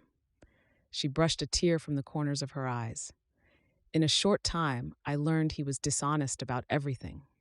She wanted to confide in them about Clyde and the stagecoach robbery, but she was still afraid and didn't trust anyone, not even Elizabeth and John. "Clyde lives a rough life. It's best you left him." Pastor John sopped up the gravy in his bowl with a chunk of bread. "I know that now." Della locked gazes with the two of them. "You're the only people I've told about Clyde and me. Please do not betray my confidence." "Of course we wouldn't," John said. "You don't have to worry about that, but you should tell James," Elizabeth replied. Della's eyes widened as she gasped. "James? I'd never tell him. I'm just making enough money to pay for my journey back to Boston. It'll be bad enough that I'll have to face my parents with their 'I told you not to go' reception. I couldn't bear it if James knew. I'm so embarrassed about the whole situation." "There's no need to be. People make mistakes all the time. The wonderful part is how God saved you from a disastrous marriage. He always has a plan for us." John smiled and leaned back in his chair. "Delicious meal." He stroked Elizabeth's hand. A band of loneliness squeezed Della's heart as she looked at the love in Pastor John's eyes for his wife. She'd thought she was going to have that when she boarded the train in Boston, saying goodbye to her safe life. How wrong she had been. The pastor told her God had plans for everyone, but she couldn't figure out why God would want her to journey so far from home to be mistreated. At that moment, she was alone and always in fear of running into Clyde. Surely God hadn't planned that for her life. She sighed. After a wonderful meal and light conversation, Della waved her new friends goodbye and headed back to her room. She was just about to reach the boarding house when she saw Clyde, and an icy hold took hold of her, freezing her in place. He was a little farther ahead, heading straight for the saloon with a woman hooked under each arm. Della shuddered at the desperation of the poor women's situation in life to force them into associating with such a ruthless and cold man as Clyde. Della waited until he disappeared before hurrying to her destination. When she entered the boarding house, Ruth smiled as she came out into the foyer. "Good evening," Ruth said. "Hello." Della smiled in an attempt to act naturally, even though her nerves were in knots. "Did you have a nice time at the pastor's house?" "Yes, I did. Pastor John is such a kind man, and Elizabeth is a perfect hostess." "What did she serve?" Ruth asked. Della only wanted to bolt up the stairs and lock herself in her room. "Beef stew. It was very good, and the meat was so tender." She put her hand on the banister. Ruth glanced at it and nodded. "I bet she bought the meat at Eli's. He has the best meat in town." Della put her foot on the first stair. "I am incredibly tired this evening." She lightly rubbed her right temple in hopes of stopping the incessant pounding that had started the minute she'd seen Clyde. "Do you have a headache?" Ruth asked. Thinking of the hundreds of concoctions Ruth probably would tell her about to aid her aching head, she shook her head. "No, I'm just tired. A good night's rest should cure that. If you need anything, please let me know." "I will, thank you." Della gripped the banister and climbed the stairs. Once in her room, she peeked out the window, but there was no sign of Clyde. She sank down into the chair. What am I going to do? I can't risk having him find out where I'm staying. It seemed like hours that Della remained at the window, keeping a vigil on the street below before she pulled herself away. She washed up quickly and changed into her bedclothes.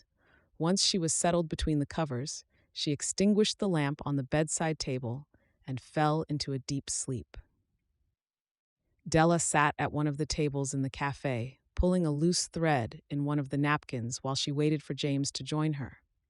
She'd received the invitation to dinner early that morning and had been in a state of nervousness ever since. She prayed that James was not letting her go, because that was the only reason she could imagine for his inviting her to dine with him. The restaurant wasn't too crowded, and she supposed it was because of the late hour, very nearly 8 o'clock. The scrape of a chair against the wooden floor startled her, and Della's eyes snapped up and focused on James's face. Sorry I'm a bit late. I had to take care of something in the kitchen. He sat down with ease and locked his gaze on hers. No, it's fine. Thank you for inviting me. You've been working at the restaurant for a few days and I realize that we don't know too much about each other. James picked up a cup of coffee and brought it to his lips. I thought it would be nice to get to know each other, especially since we're going to be working together. He took a deep drink. Della let out a breath she didn't even know she'd been holding. I thought maybe you were not pleased with the way I've been doing the job. James jerked his head back. No, not at all. Actually, you've been doing a very good job. If I didn't think so, I'd tell you, not invite you to dinner. Bright red streaks heated Della's cheeks, and she sighed with relief when the cook brought out a plate of boiled potatoes, carrots, and slices of beef covered in brown gravy. Let's say grace, James said, bowing his head. Della bowed her head, and the words of thanksgiving to God washed over her, warming her. She added her own silent prayer of thanks to the Lord for never leaving her side and guiding her to such good Christian people. I hope you're hungry, James said as he picked up a chunk of black bread and placed it on his plate. I am, she admitted. Good. James popped a bite of potato in his mouth and stared at her as he chewed. Della quickly looked down at her plate and started cutting the meat. I hope he doesn't ask questions I can't answer. She slipped a morsel of meat into her mouth and chewed. The flavor made her taste buds explode. This is delicious, she said, scooping another forkful of meat. You cook very well. Did you watch your mother much? He chuckled. Not really. When I went on my own, I learned how to do it. I realized that I was good at it and decided someday I'd open a restaurant. So, how long have you lived in Boston? 22 years. She gripped her fork and met his gaze. Are you from Julian? He broke off a piece of bread and dabbed it in the gravy. No, I'm from New York City. New York. Della's eyes widened. She didn't expect him to be from back east. James nodded as he chewed, his blue eyes sparkling. That seems to surprise everyone. I've been in Julian for a while. He took another gulp of his drink, a faraway look in his eyes. My father, brother, and I fought in the war, and I was the only one who returned home. My mother died of a broken heart soon after I came home. He blew out a long breath. With my family gone, I couldn't stay in New York. I was restless and needed to get away, so I came out west. He paused and put another bite of food in his mouth. Della's heart ached for him. I'm sorry about the loss of your family. That must have been hard to go through. Nodding, he pressed his lips together, the lines around his mouth softening. I came out here to pan for gold. Did you find any? I did, but not enough to make me a rich man. I decided mining for gold wasn't for me, so after I made some money, I got out of it and used the money to open the cafe. My folks owned a restaurant in New York. And you thought I was a long way from home, she teased. James had such an easygoing way about her that the nervousness she'd felt a few minutes before had dissipated. Good point. The corners of his lips curled up in a smile. Do you ever miss New York? James shook his head. I don't. I really like it out west, and Julian is a great town and it keeps growing. How do you like it here? It's nice. Della dabbed the corners of her mouth with the napkin. Elizabeth had said you came out for a visit. Are you deciding to stay then? Della shifted in her seat, and all of a sudden, the room became uncomfortably warm. For the time being, she averted her gaze, praying that James wouldn't pry too deeply. A long pause stretched between them, then he cleared his throat, and she looked up. His eyes held hers, and he leaned back in the chair. "It would be nice if you stayed," he said in a low voice. At first, Della didn't think she heard correctly, but the way he looked at her made her both nervous and excited. She clutched the base of her throat with her slender fingers and struggled to think of a retort. "I meant that you're such a good worker that I wouldn't want to lose you like I did Natalie, the girl whose place you took." Disappointment weaved inside her, and she chided herself for being such a silly girl. Of course, James only looked at her as an employee. What was she thinking? She was succumbing to silly schoolgirl notions and making a fool of herself. The sooner she could leave Julian, the better. Della tipped her head back and forced a smile. "Thank you for the compliment. I'm glad you're pleased with my work." For the next couple of hours, James and Della talked about a gambit of subjects, from cooking to literature to funny stories about the townsfolk in Julian and the people Della knew in Boston. As they talked and laughed, Della realized that she had more in common and knew more about James than she ever had with Oliver or Clyde. James had a natural charm and was such an easy person to be around that talking with him seemed natural to her. For the first time since she'd arrived in Julian, Della found herself enjoying herself. Della glanced out the window into the darkness. "I didn't realize it was so late," she said. James slipped out his pocket watch and nodded. "Neither did I. It's nearly 10 o'clock. A hand flew to her mouth. How the time had flown, and what a good time it was. "I need to get back to the boarding house." He pushed away from the table. "Yes, we both have to be back at the restaurant in the morning. I didn't realize we'd talked for so long." James walked over to help Della out of the chair. "I'll walk you home." In less than 15 minutes, Della was standing in front of the door to her residence. She sucked in a deep breath and let it out slowly. "I had a real nice time talking with you tonight. I'm usually so busy that I don't spend a lot of time just relaxing." Shy all of a sudden, Della looked down. "I had a nice time too, James. Thank you." "I feel like I should be thanking you for being so delightful," he chuckled. She grasped the doorknob and opened the door. "I'll see you in the morning." She walked inside. "Yes, I'll see you at work. Good night, Della." "Good night, James." Della smiled, closed the door and locked it. She stood away from the door at the side, peeking ever so slightly through the lace curtain covering the top window of the door. James stood rooted to the spot for several seconds before he turned and walked down the stairs, disappearing into the night. A rush of warmth washed over her, and she stood staring out into the darkness for a long while. She'd never felt the mix of emotions that had become a constant with her since meeting James. "I'm just his employee. That's how he sees me. Anyway, I'm planning on returning to Boston. If he ever found out about Clyde and the real reason I came to Julian, I would die of embarrassment." Della turned away from the window and slowly climbed the stairs to her room.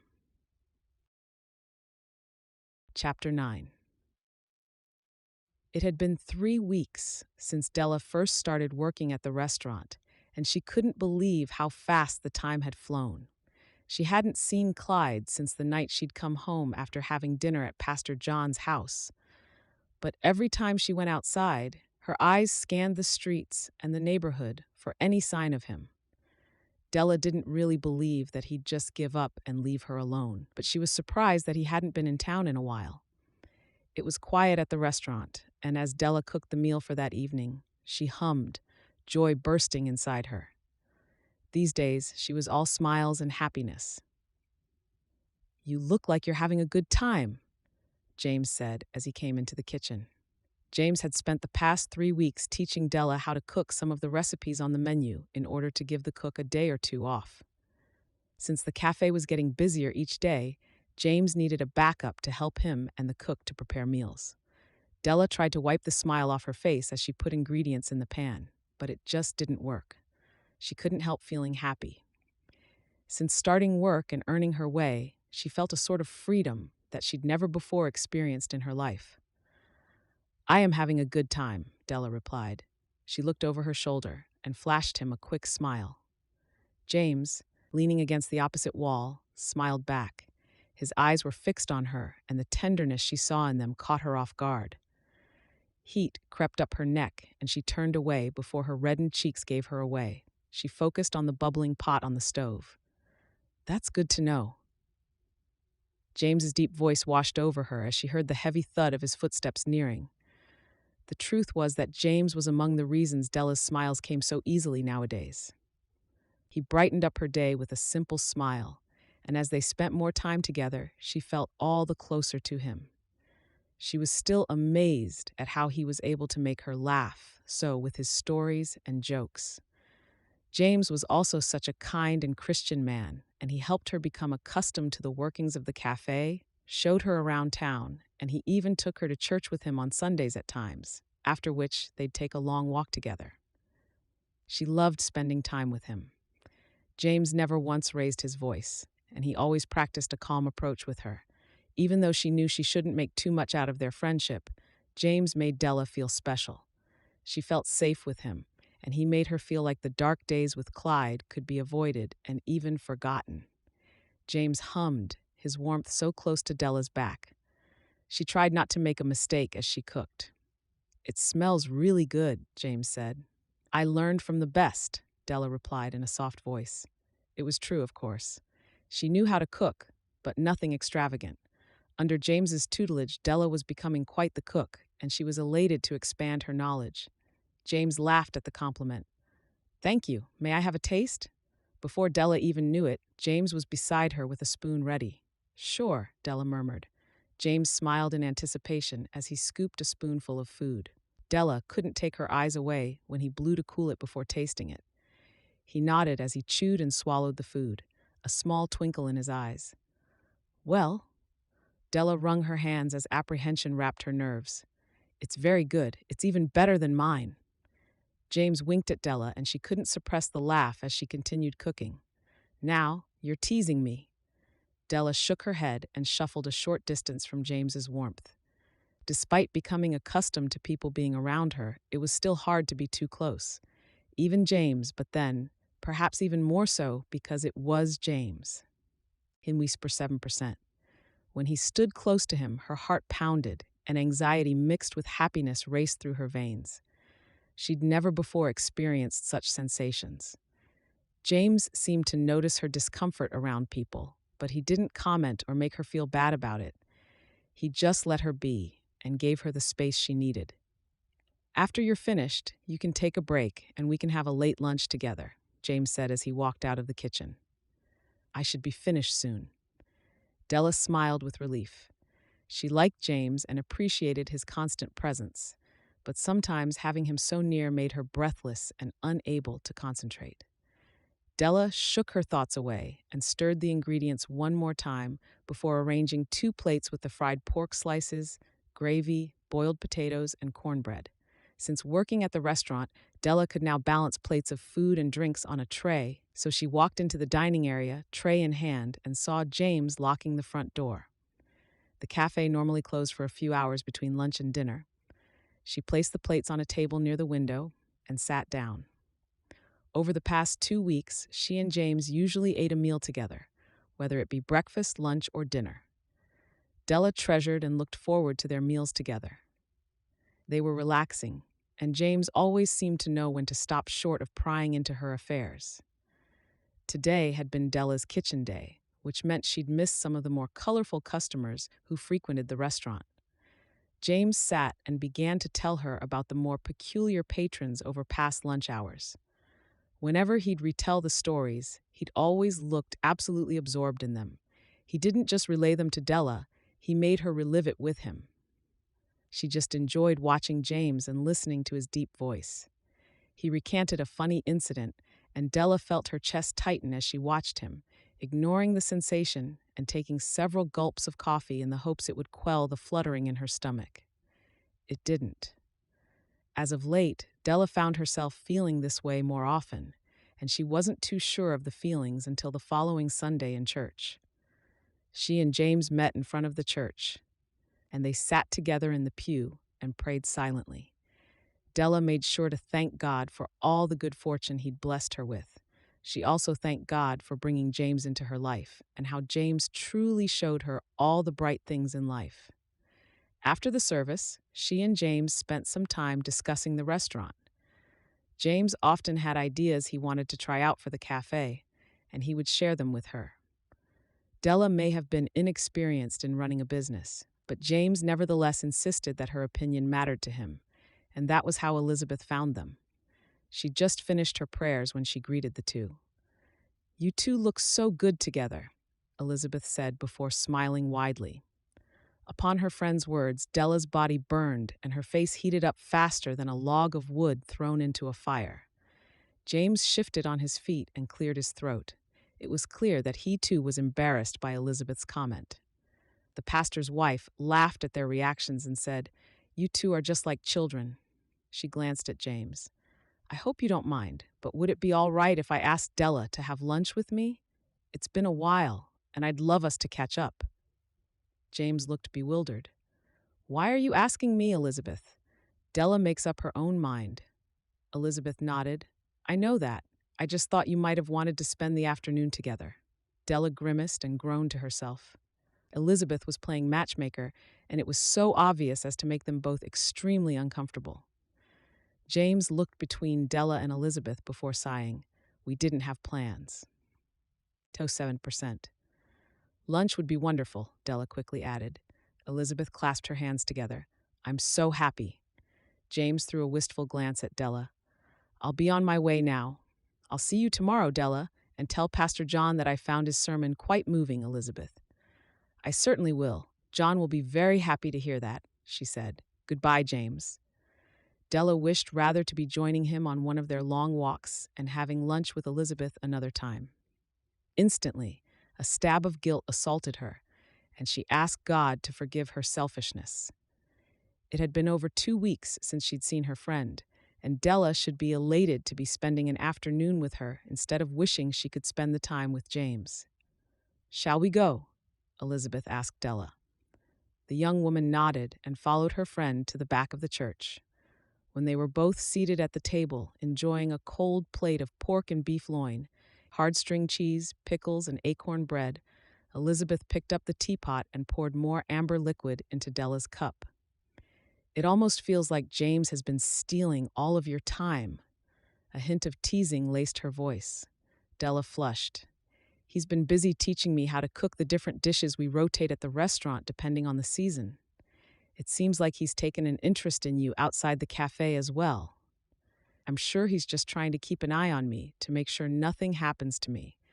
I am a single woman living on my own." Elizabeth patted the top of Della's hand. "If that's what you want to think." "What do you mean?" Della asked.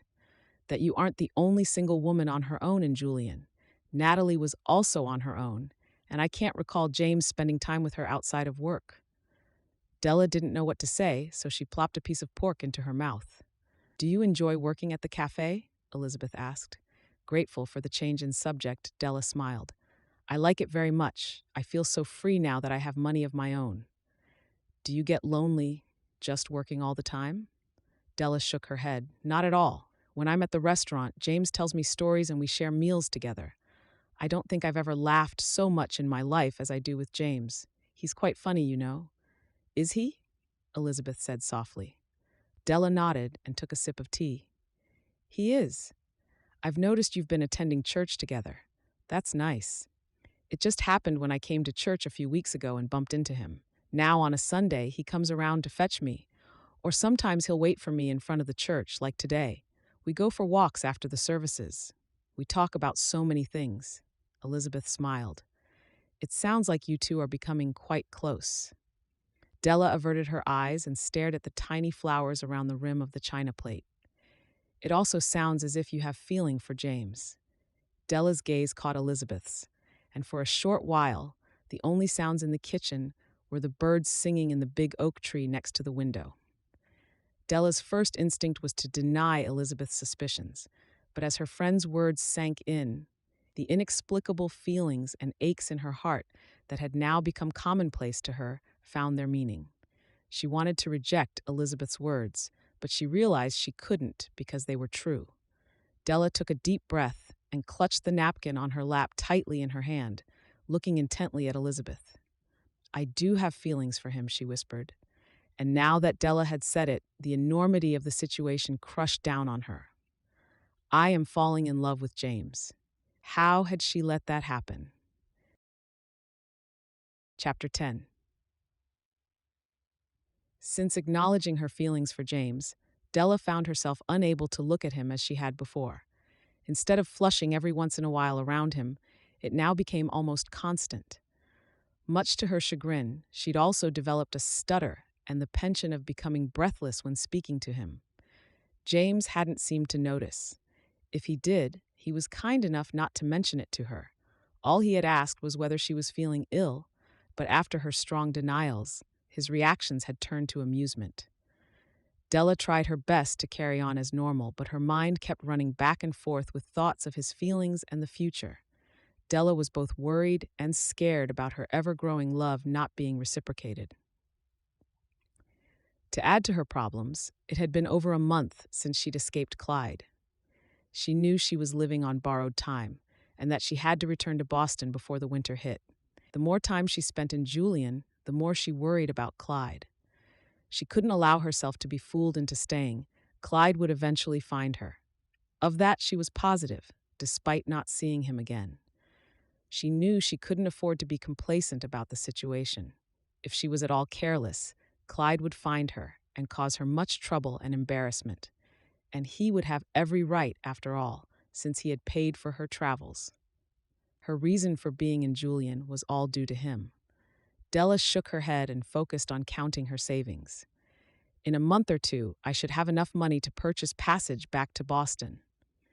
She'd been thinking about leaving Julian ever since securing employment at James's restaurant. But as time went on and her feelings for him grew, it had become harder and harder to plan for her return home. When she'd first come to Julian, Clyde Ricks was the only person she knew. But now she had friends, a job, and freedom. Remember Clyde and what he can do to you. Della took a deep breath and tucked the money in her satchel. "Just a little more, and I will be gone." Della hurriedly buttoned her shoes and grabbed her wrap before heading out the door. She told James she'd be in earlier that morning so he could teach her how to cook the cafe's morning special, Johnny cake.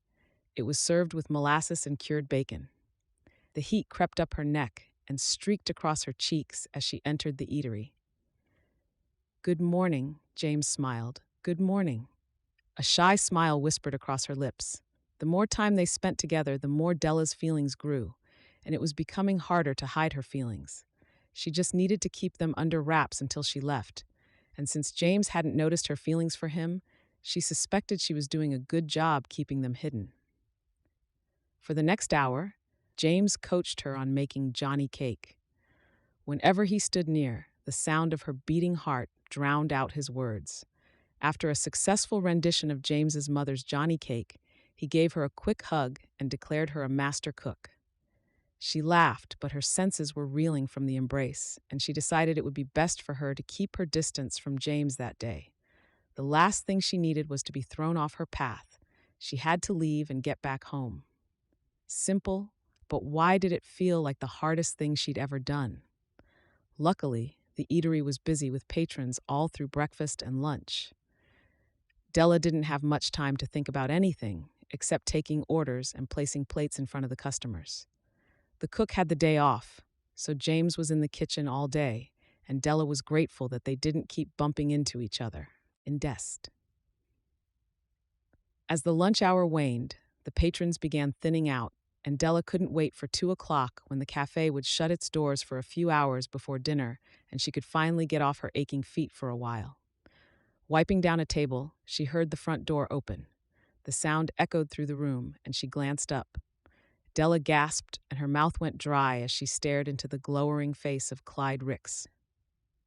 She took a few steps back as Clyde approached. Several customers darted their looks back and forth between her and Clyde. "So this is where you've been hiding, Della." Her name sounded dirty and wrong on his lips, and it made her skin crawl. "I've been looking all over for you." He took a step closer, and Della took another back. As hard as she tried, she couldn't find the voice inside herself to tell him to go away. All she could think to do was run, far away. Did you really think I wouldn't find you? Clyde laughed. Foolish woman, in such a small town, people like you stand out. Della swallowed and stared wildly at the front door, blocked by Clyde. I have to get out of here. A wave of panic sent her heart pumping frantically. Clyde took 2 large steps forward and she stifled a scream. If you just come with me, there won't be any problems. He kept his voice low, threatening. No. Della surprised herself at the high volume of her yell. She took a couple of steps back, only to bump into an empty table behind her. Her knees felt weak. Clyde stood still, his face red with anger. Della wiped her sweaty palms on her apron as she scanned the room, desperate for a means of escape. Clyde moved as if he anticipated her thoughts and lunged at her, grabbing her arm fiercely. Leave me alone, Della hissed. A few customers jumped up and scurried out of the restaurant. A man rushed over and tried to pull Clyde away from her. Cursing, Clyde kicked him in the shin, and the man jerked away. Stay out of this. She's mine, Clyde growled as he pulled Della to his side. Let me go, Della said as she squirmed and twisted in an attempt to break free. Shut up, Clyde replied as he dragged her farther from the kitchen door. Della looked at the door and hoped and prayed that it would open. Leave me alone. Clyde grabbed her hair and yanked her closer. You'll shut up or I'll break that pretty mouth of yours, he snarled close to her ear. Della winced at the ripe smell of alcohol on his breath. Her eyes fluttered shut as tears appeared under her eyelids. She would rather die than be with Clyde. Please, God, help me. The lump in her throat grew threefold. What's going on here? James's voice was commanding and reverberated through the restaurant. A wash of relief flooded over Della as her eyes flew open. Clyde, what are you doing to Della? Clyde sneered and shook Della in his hands. Is he the reason you ran away? Clyde snorted. Disgusting. Should have known you'd throw yourself at another man the first chance you got. I would never, Della muttered despite the pain in her arm and head. Liar. Clyde pulled her closer still. His strong body odor made her wrinkle her nose and breathe shallowly through her mouth. If I can buy you with money, then so can he. Della flushed with embarrassment and glanced over at James, who looked confused, his eyes focusing between her and Clyde. What's going on here? Let Della go. You're hurting her, James demanded. This woman here is my mail-order bride, and I paid good money for her, Clyde scowled, the lines in his face deepening. But she ran off, and I come to take her back. She belongs to me. Clyde clucked his tongue, and an evil smile spread across his face. Della's not going to be working here no more. Now that the minister's back, we gotta get married. At his words, Della's blood ran cold. I don't want to marry you, she dared. Clyde tugged her hair, and she cried out. Clyde, James bellowed as he neared them. Let Della go first, and then we'll talk about your arrangements. You stay out of this, Clausen. This is none of your business. This is between me and my fiancé. He shook her once more, and the strong hold on Della's hair made her vision swim. This is my business, because she's been working here legally for the past few weeks. Now, if you don't let her go, I'm going to call the sheriff. Clyde hesitated for a few seconds, and then growled before throwing Della to the floor. She lay on the ground in a heap, and heard heavy footsteps retreating. The slam of the cafe's door told her Clyde had left.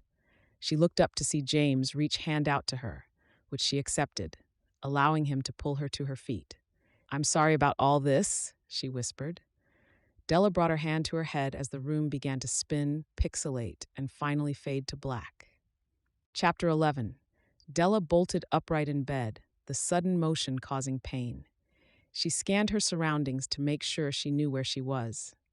The room was dimly lit by oil lamps that cast long shadows against the walls of her bedroom. Relieved not to find herself back at Clyde's home, Della sagged back onto the pillows with a ragged sigh. Della, you're awake. Elizabeth's voice came from the corner of the room. I've been so worried about you. Della heard the rustle of Elizabeth's skirt as she shuffled to the door.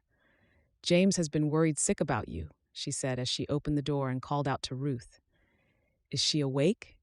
Ruth's voice filtered into the room from downstairs. Yes, please let James know. Elizabeth closed the door. How are you feeling? The scrape of a chair across the wooden floor echoed in the room. All right, Della said as she struggled to sit upright. If only the pounding in my head would stop, all would be good. Do you want something to eat? Ruth brought up a tray earlier. A bowl of chicken soup is always the best remedy. Elizabeth stood, brought the tray over, and settled it down in front of Della. Now try and eat something. You'll feel better. Della leaned forward and put the napkin on her lap. She didn't feel like eating, but she didn't want to be rude or cause any more trouble than she already had. So Della picked up the spoon and dipped it into the bowl. Elizabeth, perched on the edge of the chair, asked no questions, but Della could see the concern etched on her face.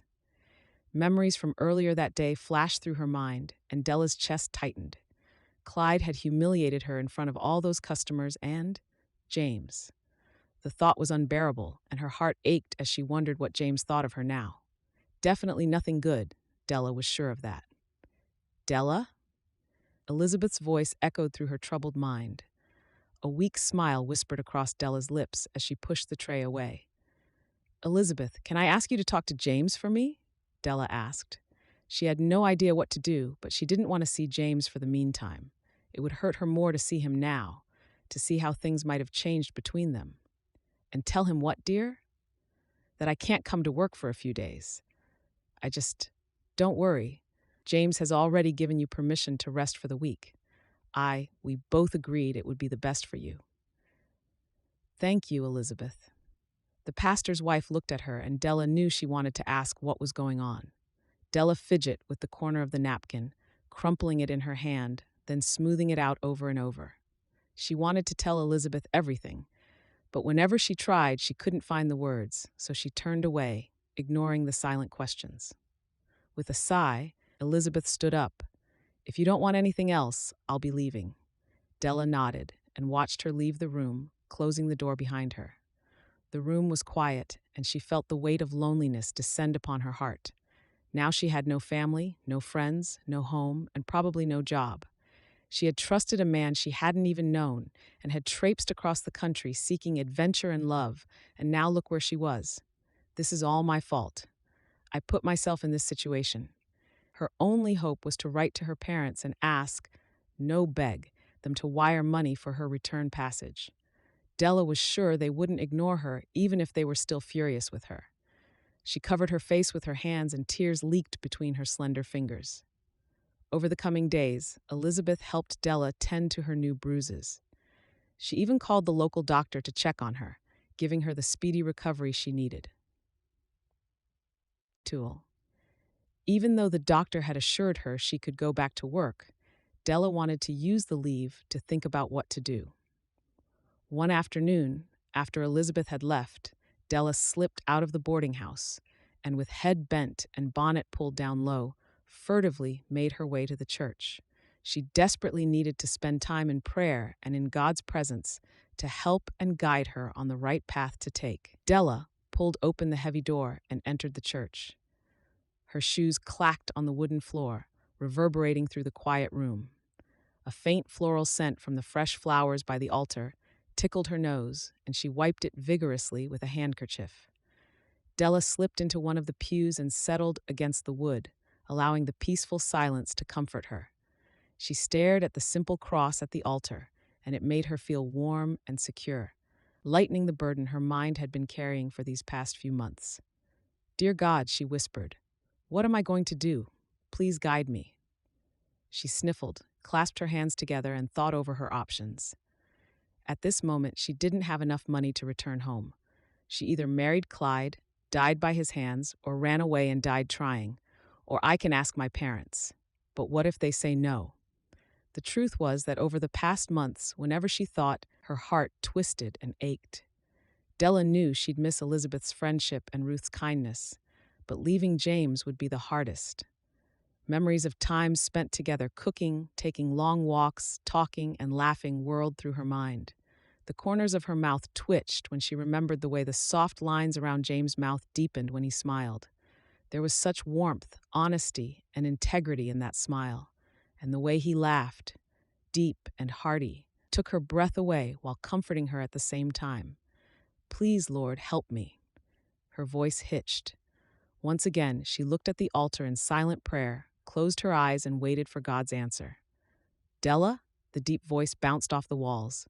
She grimaced at the sound of her name. She didn't want to explain herself to the pastor, so she pretended not to hear. Her lids fluttered open, and her bleary eyes settled onto a familiar face. Della gasped and slid away when James came into full view. Worry and relief were both etched on his face. Instinctively, she scooted down the pew seat, away from him. His lips formed a straight, thin line as he kept his gaze on her. James slid into the pew and moved beside her, offering her a strained smile. "I've been meaning to visit you, but—" His voice trailed away. Della knew what he wanted to say. It was she who wouldn't allow him anywhere near her, and she'd told Ruth and Elizabeth to not let him in if he ever came by. Della knew her behavior was impolite and ungrateful, but she was so terribly ashamed of what had happened at the restaurant. Whenever she thought about it, she wanted to melt into the cracks between the floorboards. Della was also embarrassed about coming to town as a mail-order bride, and she was mortified that James now knew the reason behind her being in Julian. But now James was here beside her, and she couldn't look at him or speak with all her worries and fears clogging her throat. James shifted in his seat, his body pivoted toward hers. "I was so worried about you. I ask Liz about you every day." Della could hear the tremble in his voice. "I'm glad to see you're doing much better. I prayed that you would get stronger, and I knew you would. You're a very brave young lady." At his words of reassurance, she gave him a sidelong glance and a small smile. "Thank you," she whispered. Silence stretched between them, and Della wanted to fill the void, but she didn't know what to say. Every word in her head made her sound desperate or like a liar. She couldn't tarnish her image even more in front of James, so she just sat quietly, wringing her hands in her lap. An audible breath from James dragged Della out of her thoughts. "I wanted to confirm everything with you." James's voice barely echoed in the church. Della swallowed the lump in her throat as her heart pounded in her chest so loud that she was sure he could hear it. She knew he was bound to ask at some point about the incident at the restaurant, but even so, she wasn't prepared. "I just want you to know that I know you, Della. I don't believe for 1 minute that you are a dishonest person. I will trust anything you tell me." At those words, Della turned towards James and slid a little closer to him, a smile dancing on her lips. "Oh, Della." The gentleness in his eyes, the tenderness in his voice, and the sincerity in his face made something inside her burst open. The tears spilled over and poured down her cheeks. A sob escaped her throat, and she clasped a hand over her mouth. "It's all right, Della," he whispered, wrapping his arm around her slumped shoulders. "Please don't cry. I'm here now." James tugged her closer, and she buried her face in the crook of his neck. "That's it. It's all going to be just fine." His words soothed and comforted her, and she burrowed her face deeper into him. For the first time since her arrival in Julian, Della felt truly at peace. Being with James felt right, and she glanced over at the cross above the altar and silently thanked God for giving her a sign. After a long while, Della lifted her head and tilted it back to look at James. He smiled at her, and she sucked in a deep breath and slowly exhaled. "I want to tell you everything," she said. James placed a finger against her lips. "You don't have to. I know, but I want to." She pulled away from James and looked him straight in the eyes. "You deserve to know the whole truth."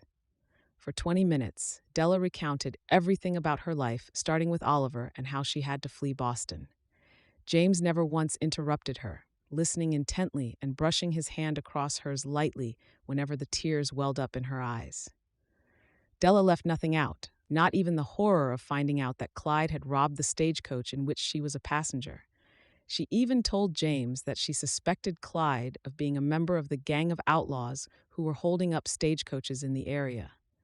Della shuddered at the memory of Clyde's threats to her person. James patted her hand gently. "Forget him. I won't let him hurt you." His words gave Della strength, and she smiled at him. "I'm very sorry you had to go through so much and that you were duped by Clyde Ricks. What has happened has happened.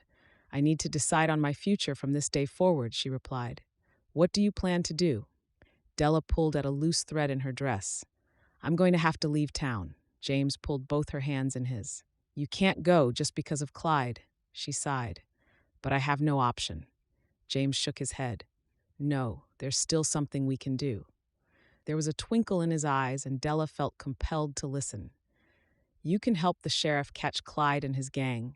The sheriff, some other townsmen, and I have suspected Clyde as the culprit behind the string of stagecoach robberies for a while now, but we didn't have proof. You can help us catch him and put a stop to his violence and thievery. The weight of James' words sank in, and Della felt a shiver of fear course down her spine. You want me to go against him? Clyde's angry eyes flashed in her mind. James nodded. If you testify against him, he'll go to jail and you'll be free.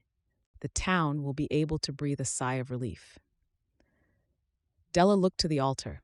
It was almost as if God's face shone upon her, telling her that this was the way she should go. Thank you, Lord. She turned back to James and nodded her consent. He smiled at her, squeezing her hand in his. Della's heart skipped a beat. She tried not to think about the consequences of remaining in Julian, of James possibly breaking her heart in the future. Rather, she just focused on feeling serene. Chapter 12. It all felt like a blur to Della, from the ride to the sheriff's office to the talk with the pastor. The sheriff asked her all manner of questions she was more than ready to answer. It was all over soon enough, and she found herself back at the boarding house with Ruth, Elizabeth, James, and Pastor John accompanying her for a meal at the dining room table. It's nice to officially meet you, Della, Pastor John said as Elizabeth and Ruth served the lunch. Nice to meet you too, Pastor John. I'm sorry that it had to be under these circumstances. It's quite all right. What matters now is that you are safe from Clyde. Thank you so much, everyone, Della said, her eyes going around to her friends to show her gratitude. What do you plan on doing now? Ruth asked. Della looked down at her food. She had an inkling of what she should do, but she hadn't had the chance to think things over. She sighed. I've been thinking about continuing to work for James until I can save up enough to return home. An obvious silence spread around the room, and Della wasn't sure what to do or say to appease it. Ruth seemed to know as she broke the ice with, "Oh, Della, I was hoping you would stay." Acting as a trigger, Elizabeth chimed in as well, talking about how Della could build a life in Julian. Della considered it all, but she had her doubts. She sneaked a glance at James, who remained quiet, focusing on his lunch. James met her eyes for a second, before looking back at his plate. Elizabeth and Ruth filled the silence, and Della did her best to pay attention to the conversation. Her friends were right. She could build a life in Julian. The townspeople were friendly and welcoming, with even Pastor John speaking to her as if they'd known each other for ages. It comforted her to an extent, but it wasn't enough. She wanted. Della was afraid to continue that line of thought. Instead, she watched James smile and converse with Elizabeth. Her heart ached as she thought about this man. If she was to fall any more in love with James Clausen, staying in town seemed ever more impossible. Della cleared her thoughts and returned her attention to the conversation around her. She didn't need to worry her friends even more. Chapter 13.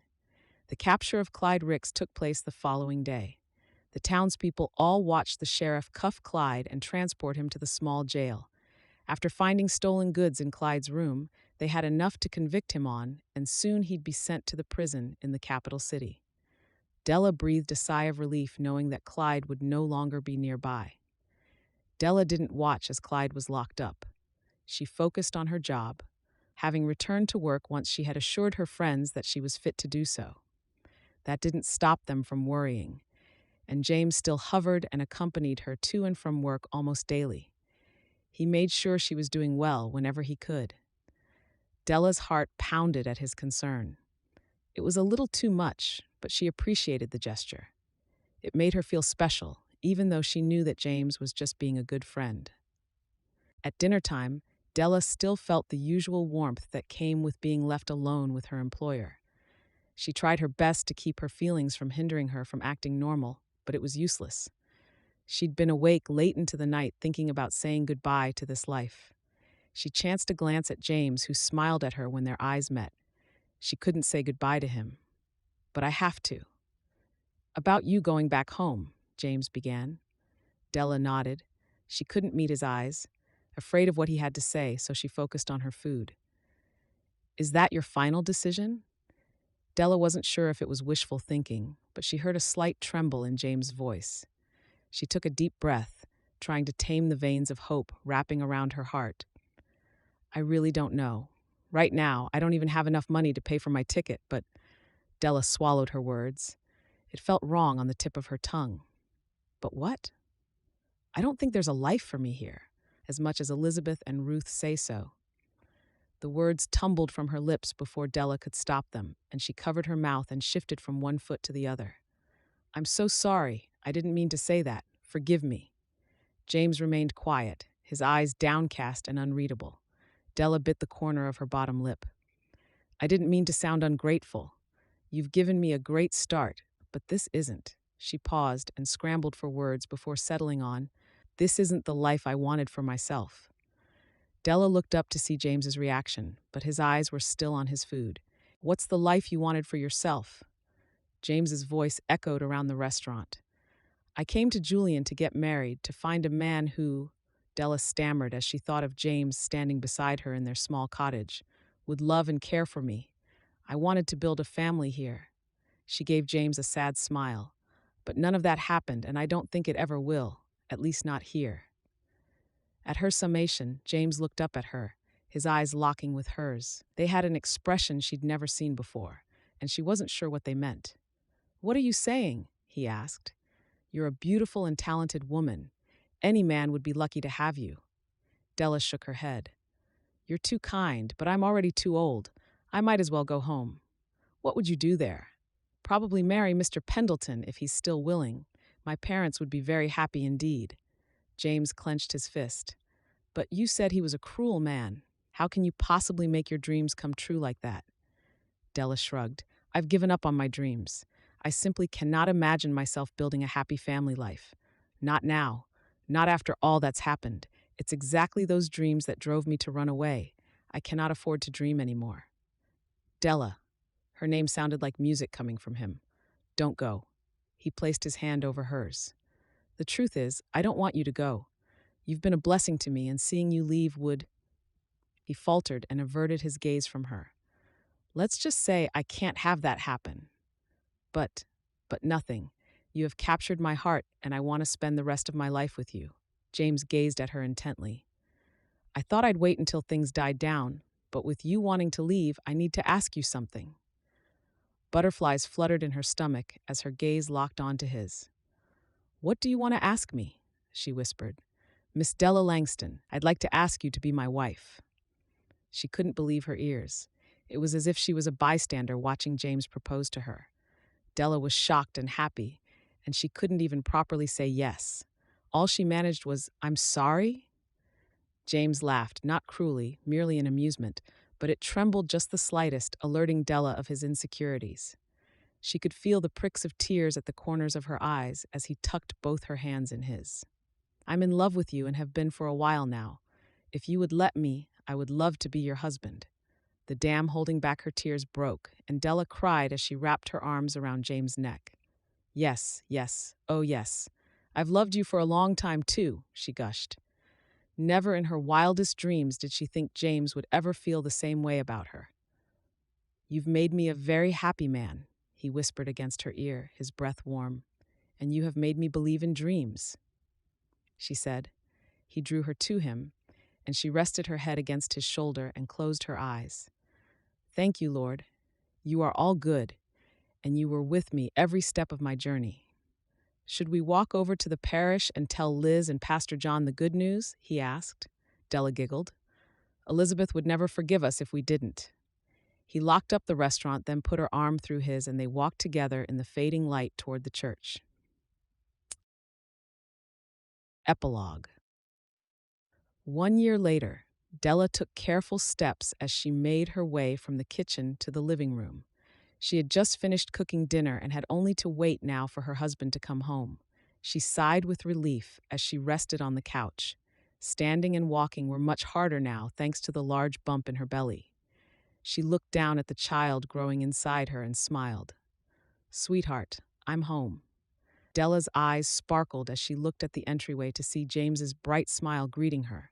He joined her on the couch, kissing her tenderly on the lips.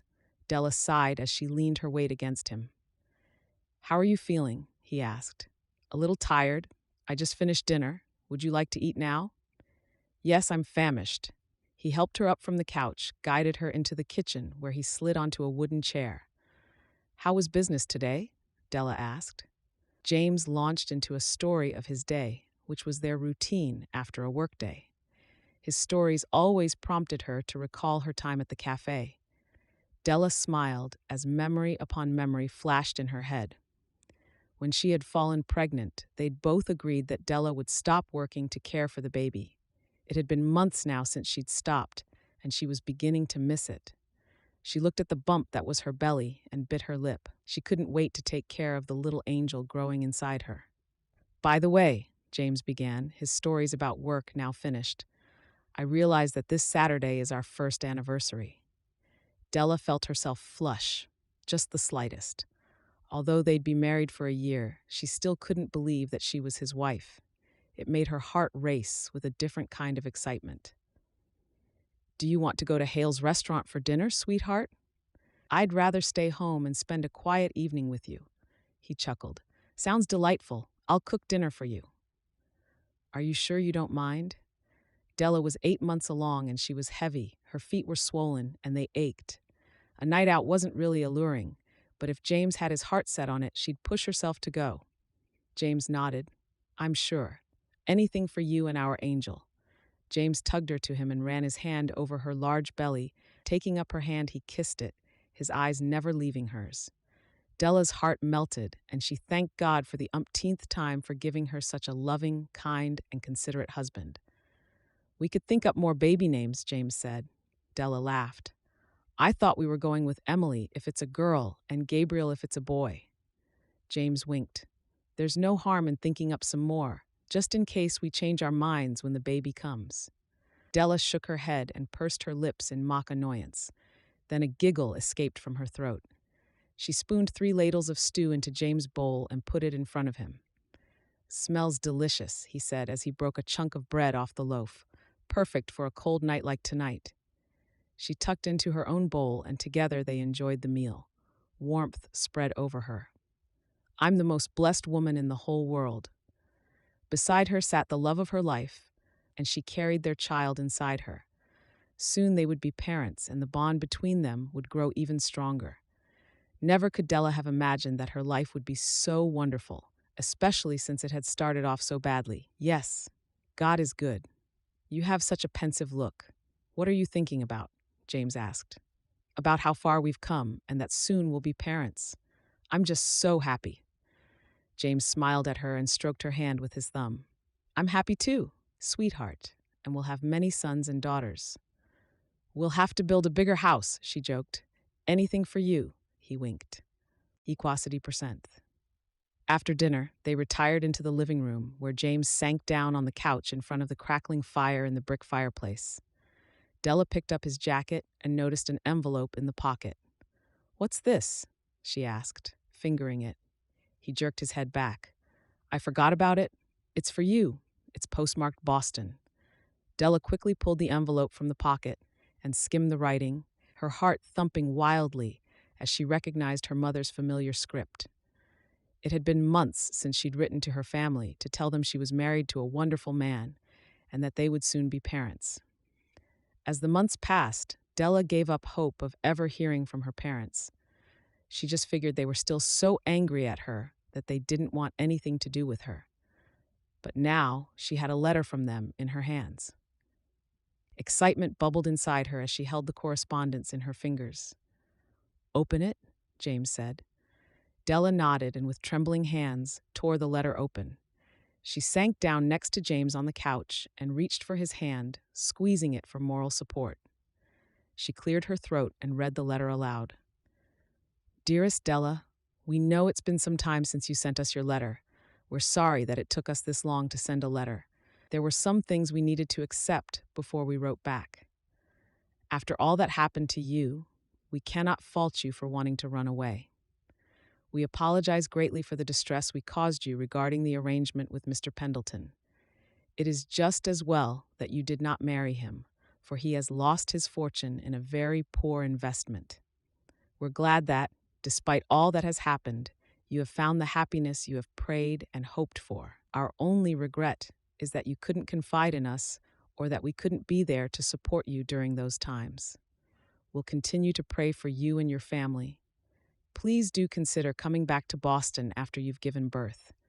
Your family would love to meet your husband, and we would love to meet our grandchild. Love, Mother and Father. Della dabbed the tears at the corner of her eyes and put the letter down on the end table. James leaned over and embraced her tightly. It's good that your parents have accepted your life with me. Does it make you terribly sad not to be back in Boston? He asked. Oh no, I don't want to be anywhere but here with you and our baby. I'm just so happy and relieved to hear from my mother and father. I thought for sure they'd turn their back on me. Who could ever do that to you? James kissed the top of her head. When the baby is older and stronger, we can go to Boston for a visit if you'd like. I'd love that. You are so good to me. Della tipped her head back and he pressed his mouth on hers. I want you to always be happy, sweetheart, he murmured. I will be, because the best part of it all is that you're here with me. God saved me and brought you to me. James smiled, and he thumbed Della's tears from the corners of her eyes before leaning in to brush his lips across hers. Della smiled into the kiss, leaning her forehead against him when they pulled apart. I love you, she whispered. I love you too. He put his hand on her stomach. And I love our baby. Della snuggled closer to her husband and watched the flames snap and dance around the wood in the fireplace. She rested her head on his shoulder and soon heard his light snores in timed rhythms, and she smiled. Yes, our life together is very blessed.